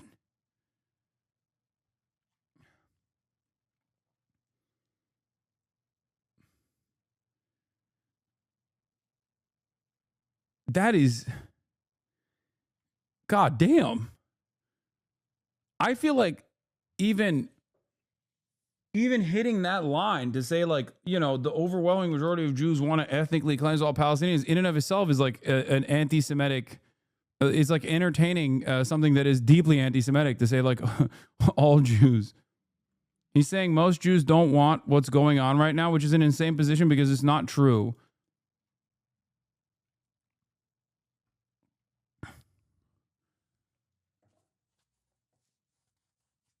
Yeah, like if we're talking about the Jewish population of Israel, there's plenty of polling to suggest that, like, they either don't care about what's going on or want it to continue or want it to escalate, as a matter of fact. Like, that's not controversial to say. It's just an accurate reflection of facts. Not just anti-Semitic in practice, but anti-Semitic in motivation. I don't think it has to be in motivation. Mostly people have no fucking idea. But you think because that would lead to the death of Jews in Israel, that's anti-Semitic? Yeah. Okay, dude. Yeah, listen, that is unironically, weirdly enough, that in and of itself is a Jewish exceptionalism. It's a Jewish supremacist thought. Like, that's like Kahana's thought, I think. Maybe not to that degree, but close to it. Like, the fuck? If Jews and these filthy Arabs were all living under the banner of democracy, then, you know, this would be anti-Semitic because they would kill all the Jews is insane. It's an insane thought to have. Primary justification for the systematic... That's Kuiman. He is Jewish. Like destruction of Gaza's healthcare infrastructure for over 19 months now. That talking point is a justification for one of the key elements of Israel's approach to genocide. It's genocidal propaganda. There's no other way to put it. He is sharing genocidal propaganda to millions of people. A few episodes later, Ethan and his wife Hila downplayed Israel's mass targeted assassinations of journalists by claiming that the IDF doesn't do that. It's not like Israel that is worried. Look, it's not like Israel's going to do a precision strike on Hasan. They don't fucking. Yeah, but it is dangerous. What Lonerbox is really doing is advanced apologia. He's erasing the very idea, not that genocide is happening, that it could be happening, unless you people doing it were worthy of a race-wide dehumanization and justified racially motivated hatred, and there's no way that could be the reality, and therefore they couldn't be doing genocide. Only works on libs, though. Yeah, no, it's saying that, like, like, there's no way that, like, all, like, the overwhelming majority of the Israeli population, specifically the Jewish Israeli population, would be on board with a genocide because there's special exceptional people that would never be on board with a genocide, and therefore there's no genocide, right? Like, that's what his argument is. Am I misunderstanding it?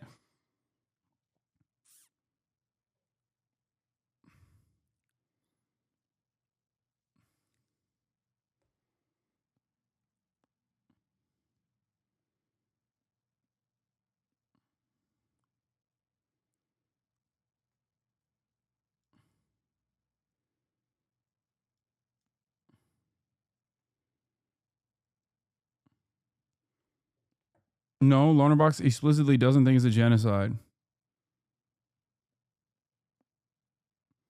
Lonerbox defended Baruch Goldstein, the mass murderer who killed worshippers in the Cave of the Patriarchs massacre. That's okay. That's insane. I saw the thing that I retweeted of him not defending Baruch Goldstein, but, like, talking to the guy who is a Kahanist who was defending Baruch Goldstein, which in and of itself is psychotic.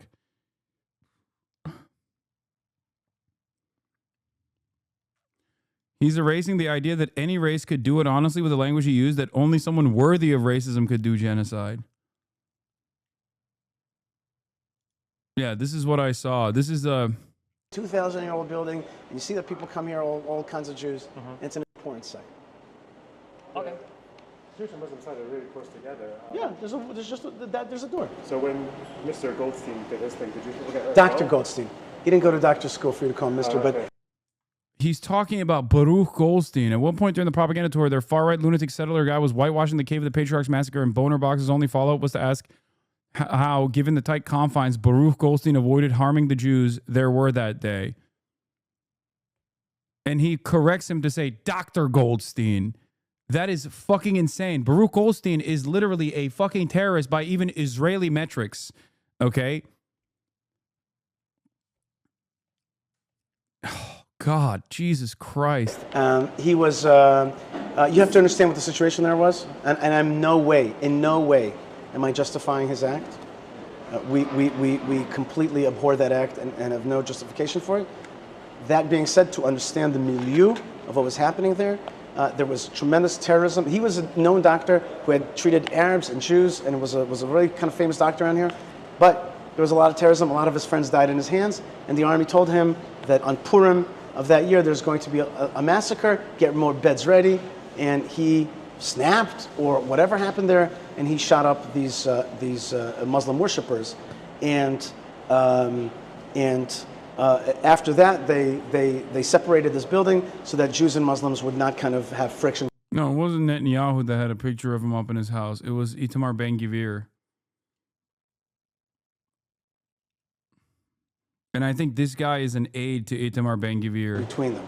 Okay, and we also have a deal, as I said to you, 10 days a year they take full control, 10 days a year we get full control of the building. I was asking because if he was using grenades, would Jewish people not got hurt as well? I don't actually He was know. not using grenades. He came early in the morning, and at the very early prayer, he was using his gun. But I just want to tell you something about that, which is the Goldstein incident is regrettable. Bro, this is literally, like, this is equivalent to, like, talking to a ISIS guy, describe how they slaughtered, like, the Yazidi population or something. You know what I mean? Like how they fucking, it was regrettable, but, you know, this ISIS doctor beheaded people, and, you know, it's because he fucking snapped. And what was he supposed to do? Like, what he's talking about is a fucking mass murder. It's like Dylan Roof, yeah. No, exactly like Dylan Roof. It is literally like a white nationalist talking about Dylan Roof and being like, he was a wonderful boy. No, it's your Dylan Roof is a perfect comparison.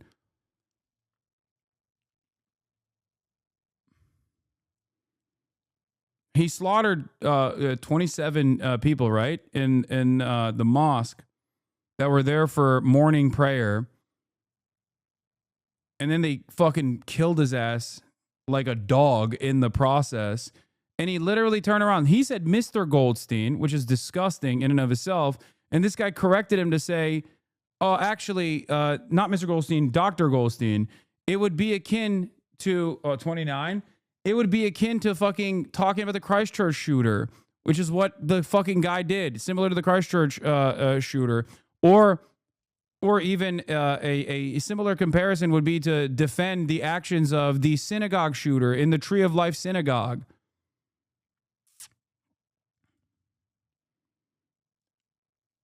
Was an American Israeli physician and religious extremist who in 1994 murdered 29 Palestinian people in Hebron in the Israeli-occupied West Bank, an incident of Jewish terrorism. Goldstein was a supporter of Kach, Meir Kahan, a religious Zionist party that the United States, the European Union, and other countries designated as a terrorist organization. Kach was banned less than a month after Goldstein's attacks on account of statements made in support of his actions. Yeah, and of course, he's from Brooklyn. He's one of our guys, okay, as always.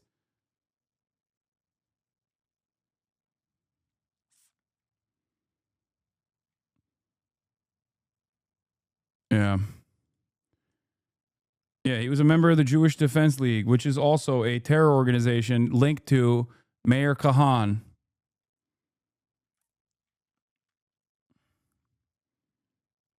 Another Brooklyn guy. But I want you to know that what we also regret is that Hebron has a humongous history before Goldstein and an important history after Goldstein, and therefore we a little bit resent sometimes that it always gets painted with that brush. We are armed, we live with Arabs all the time, and yet this doesn't happen. This is a you know, a one-time Yeah, you use the IDF now. The fuck? incident. We do not encourage that kind of, you know, act or thinking, and it happened, and there's no way to deny that. By the way, isn't it crazy that these guys say, I'm a fucking terrorist sympathizer, I'm a terrorist supporter? Oh my fucking Lord, dude. And Ethan Klein says this guy is actually a great voice for the Palestinian emancipatory movement. We'll talk about it, but it's important for us to just say, look, that's an event, but it can't paint the whole history of this place. Why the 10 days a year thing?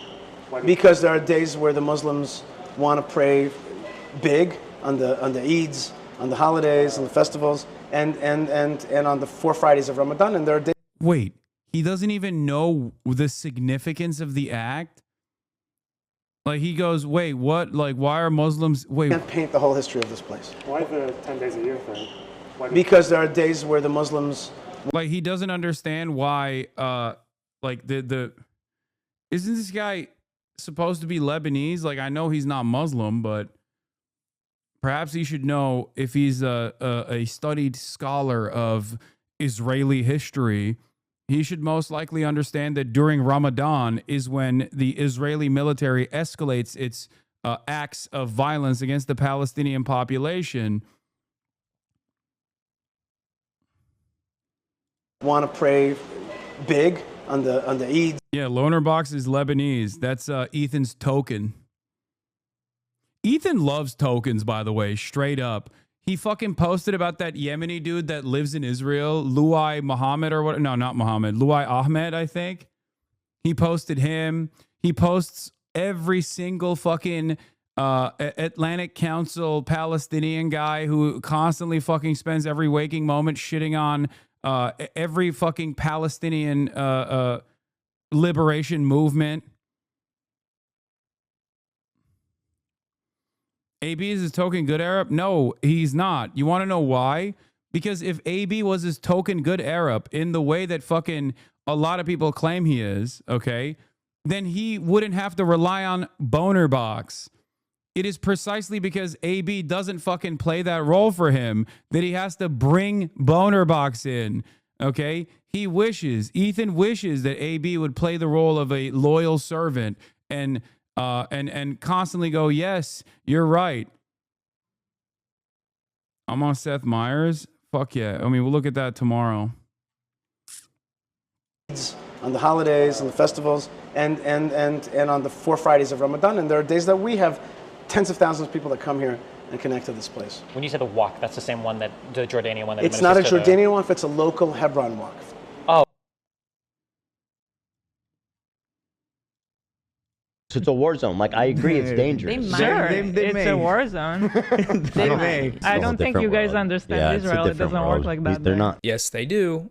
They do that more than anyone ever, actually. It's the last possible group of people on Earth that you could claim doesn't intentionally target journalists. This is just pure misinformation that is used to run cover for Israel as it commits a genocide, a major factor of which is limiting people's exposure to the atrocities they are committing. And the most direct way they can do that is by assassinating journalists over and over and over and over again. A couple weeks ago, in a debate with Sam Cedar, Ethan continued to expose himself as a propagandist for Israel's genocide. He repeatedly blamed Palestinian resistance for Israel's genocidal actions in Gaza. They could have done that. They could have ended it after a week. I mean, Hamas could have ended the war anytime too.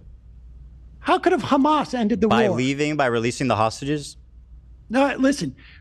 Israel has said time and time again that the release of the hostages is not going to end their assault on Gaza. They have said this over I don't believe and that's over and over. I haven't seen those statements. I've seen the opposite. At any time, they could have done that. Well, what has Hamas done to end the war? Hamas offered what have the they done to end the war? Early dawn to say Hamas offered all the hostages in agreement for in response to Israel not coming into Gaza.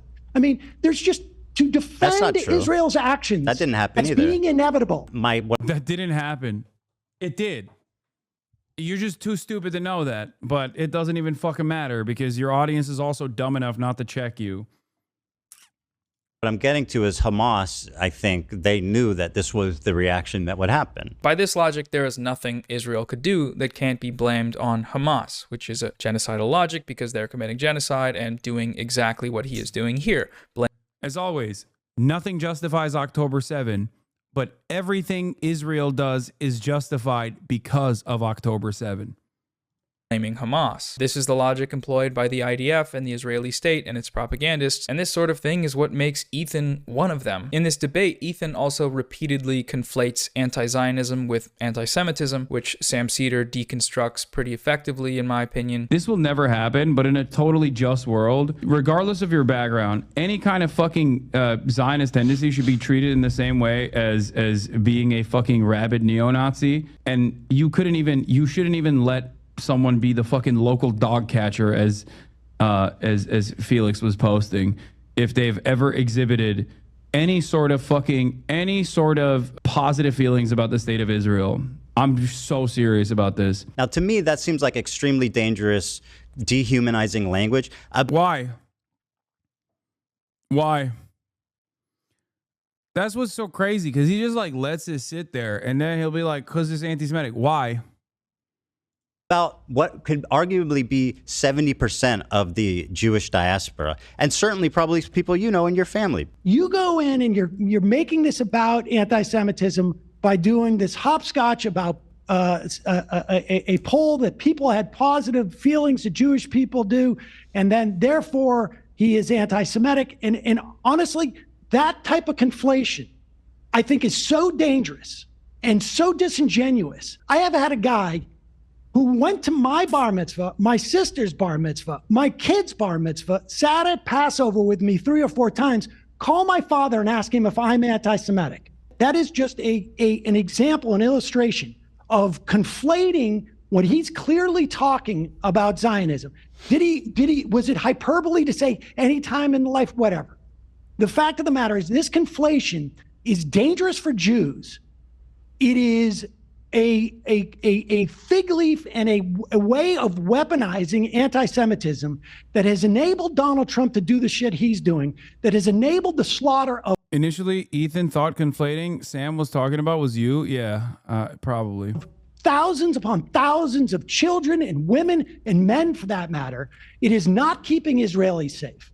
And this type of conflation, Ethan, is what I find far more irresponsible, frankly, than the idea that he said positive any time. Not only is this another textbook defense used by the genocidal state of Israel, but what he's saying here is also anti-Semitic. He's using this poll to speak for all Jews. Now, to me, that seems like extremely dangerous, dehumanizing language about what could arguably be 70% of the Jewish diaspora. Lots of Jewish people think this thing, therefore criticizing that thing is anti-Semitic. Hey, man. No, it's not. The criticism is... Yeah, also, that's fucking insane. Like, one, you're just shitting on so many Jews in diaspora by associating them with, like, having... associating them with having, like, not conflicting opinions on Israel at all, but, like, having a pro-Israel position, especially during this fucking genocide, okay? Like, but it doesn't matter. Like, Jews are not fucking magical people, dude. What the fuck do you mean? Like, well, oh, my bad, dude. I guess I can't criticize. I guess I can't criticize people who believe in this ethno-religious supremacist ideology that is currently responsible for exterminating the Palestinian population in its entirety because, you know, you claim that the majority of Jews agree with it. I don't care if the majority of Jews agree with it. What, you think I'm going to fucking stop criticizing it because the majority of Jews agree with it? Who gives a fuck? That makes no sense. Like, that's such a stupid position. One, it's a weird own goal here to just be like, you know, all of the Jews love this shit, okay? Which is not the case. And secondly, even if they did, what difference does that fucking make? Yeah. For Ethan, if 60% of white people wanted slavery, I'd be racist for not wanting slavery. Yeah. Bro, chill out. You're a terrorist supporter. Your position is the only stupid one. Yeah, I'm not fucking pro-Israel, chatter. I'm not. And guess what? if you were to step foot outside for a brief moment, you would recognize that a lot more people agree with my fuck Israel sentiment than your opinion on the world, okay? Straight up. Straight up. At this very moment, go out and fucking poll people. Be like, do you like Israel or do you think Israel fucking sucks?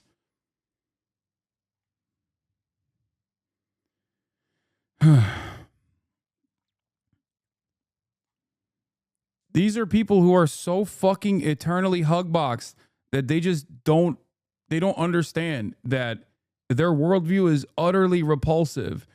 And that's part of the reason why they don't want to come to terms with that repulsive reality. And therefore they won't even openly admit that they are pro-Israel. Because you defend the left, you vote for Biden, dude. What's more, what more do you need to give you hate?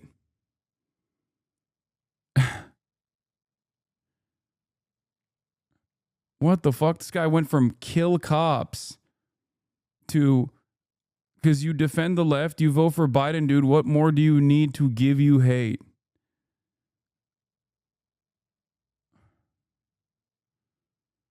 I will go from first world to third. Wait, what? So the British taking over Native American lands is a war crime? I'd let you fuck me, Omega lol. Holy fuck.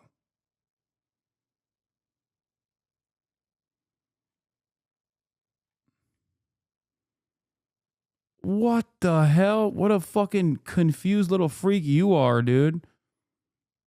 Jesus Christ. It's not about their Jewishness, it's about Israel. The only one here making it about their Jewishness is you. In this same conversation, Ethan blamed Palestinians for Israel's mass killing of peaceful Palestinian protesters with sniper fire during the Great March of Return in 2018. They were marching in the Great March of Return week after week after week. Sam, was there Hamas activity at the Great March? Sinwar was marching. Sinwar was marching with them. Were people attacking the border wall? During the Great March of Return, the first dozens of these things before the snipers?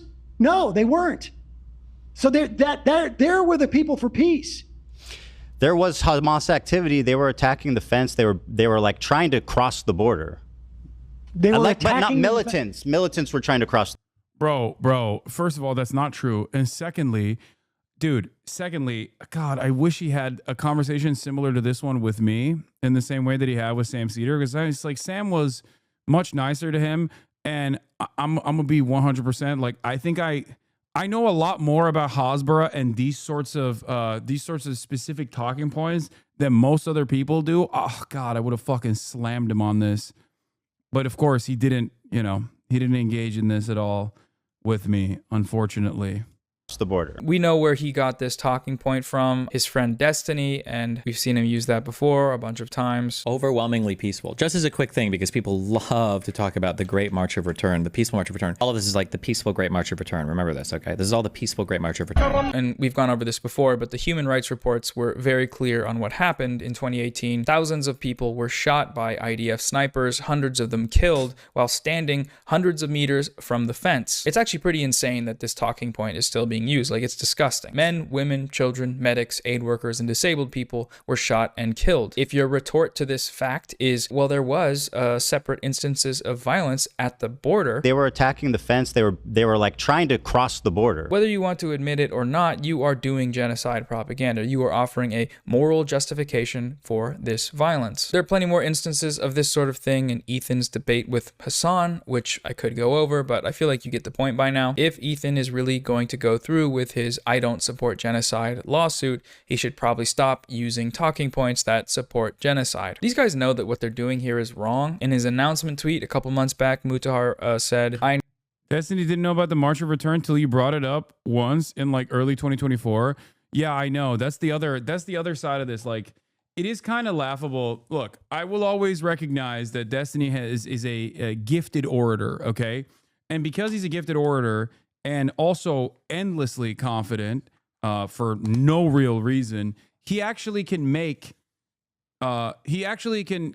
people believe him on a lot of these issues that he is completely unknowledgeable on. Like, he just doesn't know what the fuck he's talking about, and he can try and dance around.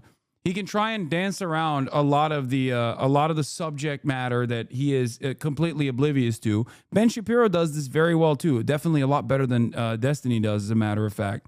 So, the reality is, he will just learn new things in the process of like being at odds with someone like myself, specifically to find counter narratives, specifically to find counterpoints, and then he'll use the process of that debate to educate himself just on those talking points alone.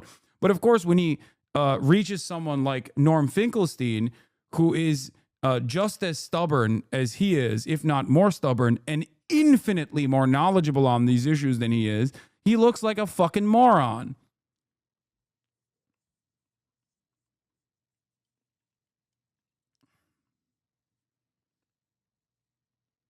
I've seen him tell Andrew Wilson to his face that the job he was currently working at doesn't exist, lol. What? That was what Ethan tried to do with a book quote, and he fucked it up so bad. I know. I was going to watch the Overzealots video on the book quote, which was so insane.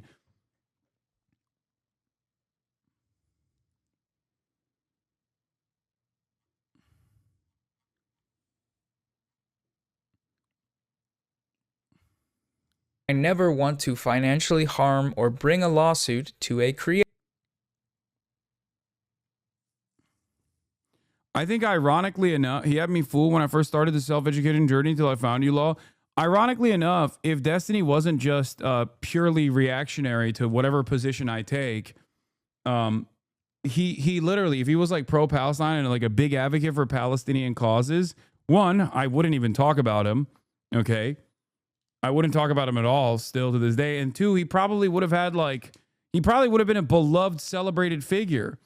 But instead, because he operates on whatever position I take, he has to take the opposite because he thinks like I'm an unpopular figure in his fucking mind, in his hug box, because he's like surrounded by other sex criminals and fucking weirdos, that he took this like insane position out of pure spite on an issue that he had actually directly opposed in the past when we were fucking friends with one another. It's embarrassing to admit, but he literally took the position just because I was pro-Palestine, and then had to double, triple, quadruple down and just never stopped.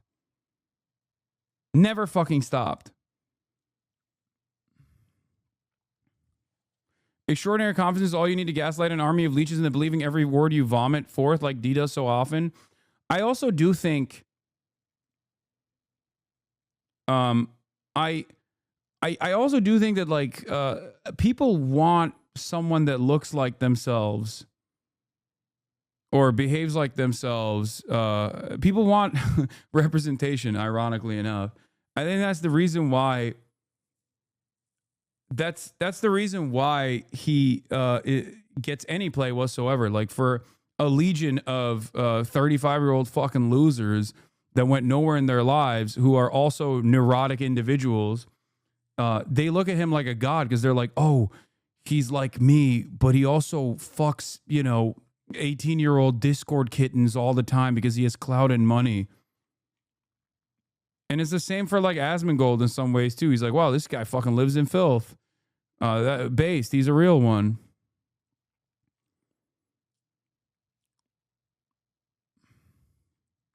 Creator, but oh yeah, this was slander funny. like this was, I know is exactly far what too video this extreme is. and unchecked. So at this time, this was a incredible moment. Again, my goat, Mark Lamont Hill. That so. To be clear, all Israel has to do is give adequate forewarning. That's the only obligation they have under international law, is to give adequate forewarning, and then to do a proportionality calculation when it comes. What's adequate? What would adequate warning be in a hospital where people are unconscious, or like at a Shifa where there are premature babies, in a hospital where there are elderly people, and in a machine where there are people who are tied to machines? What would adequate warning be?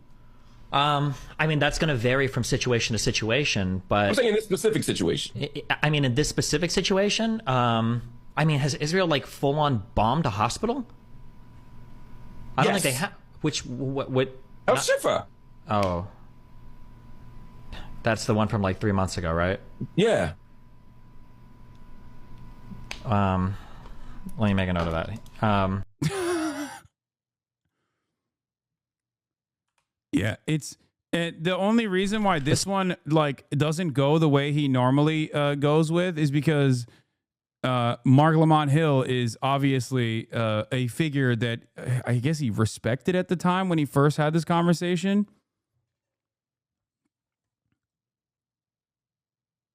So instead of immediately starting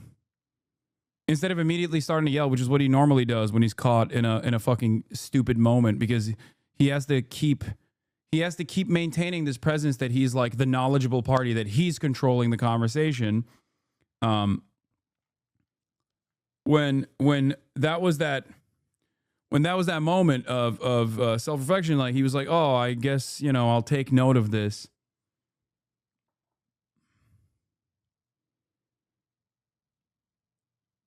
What is this dog shit bait? I'm sad about the damage you've done to your cause, Palestine's cause, by your lies about your detention at the airport. Dude, a denial of reality is so fucking funny in this circumstance, because like the Department of Homeland Security came out and admitted that it took place, and these motherfuckers still are like, nah. They're just lying about that too. Everyone's lying, except who's not lying?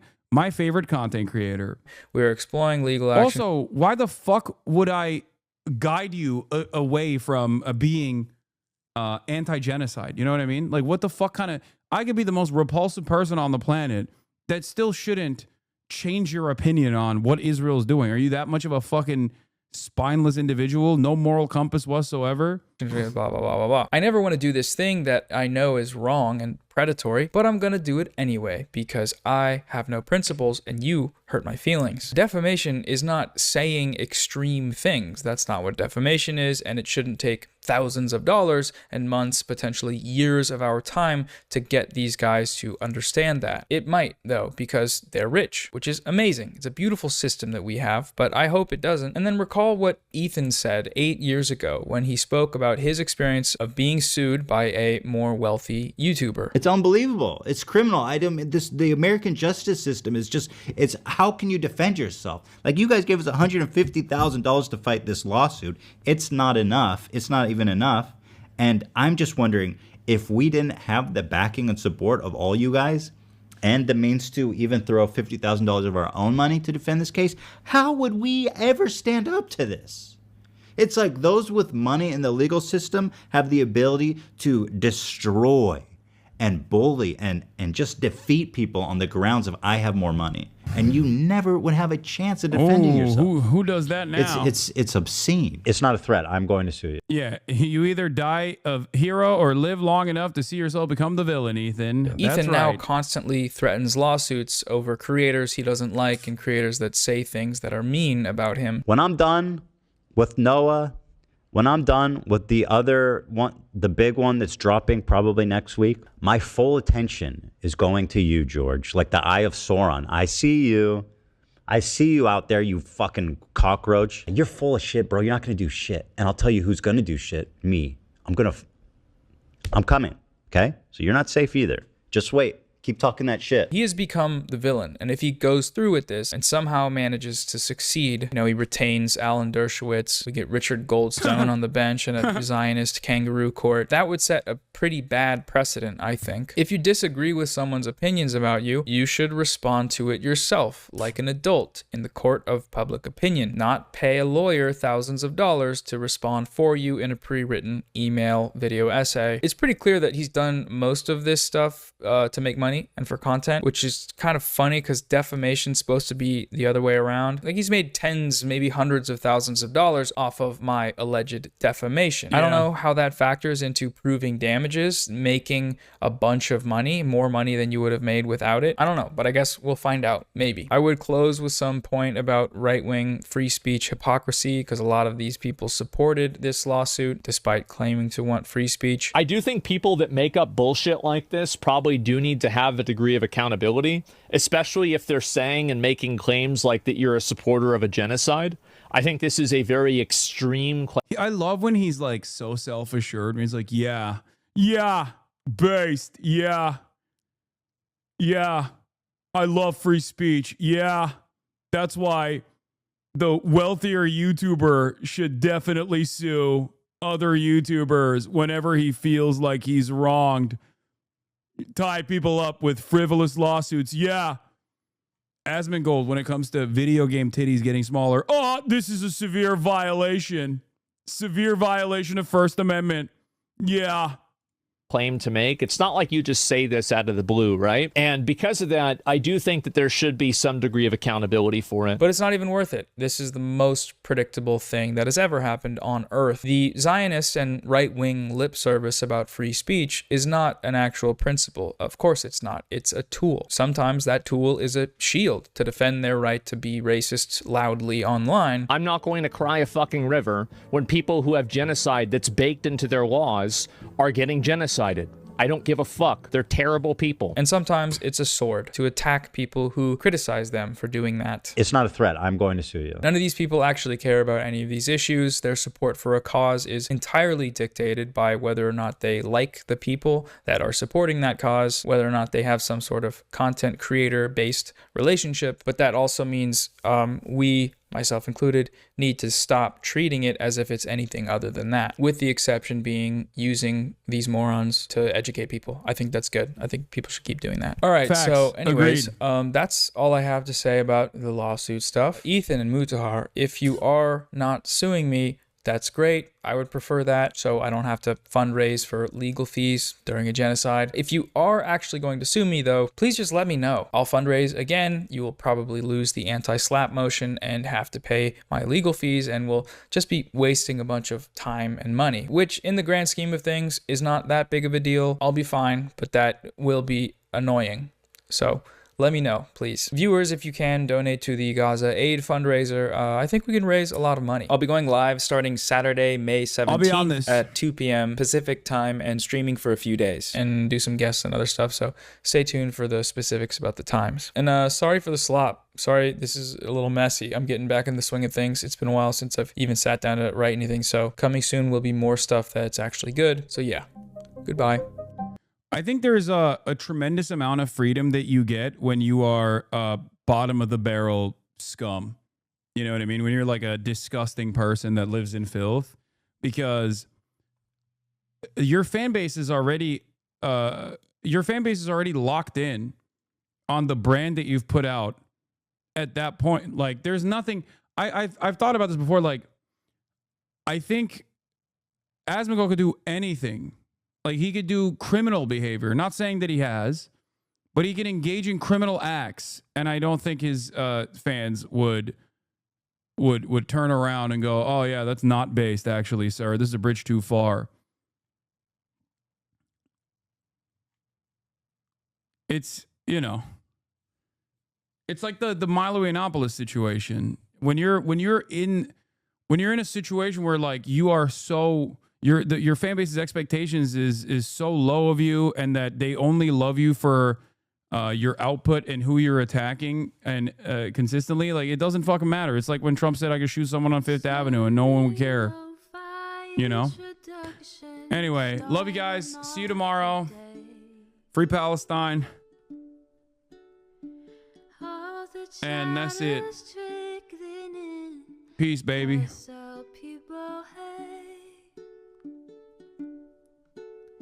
Sunny Los Angeles, California, says Hasan. The starlock to the starlock to the topic just begun. There he is again, Hasan is streaming. Hasan is streaming. There he is again. Hasan is streaming. Hasan is streaming.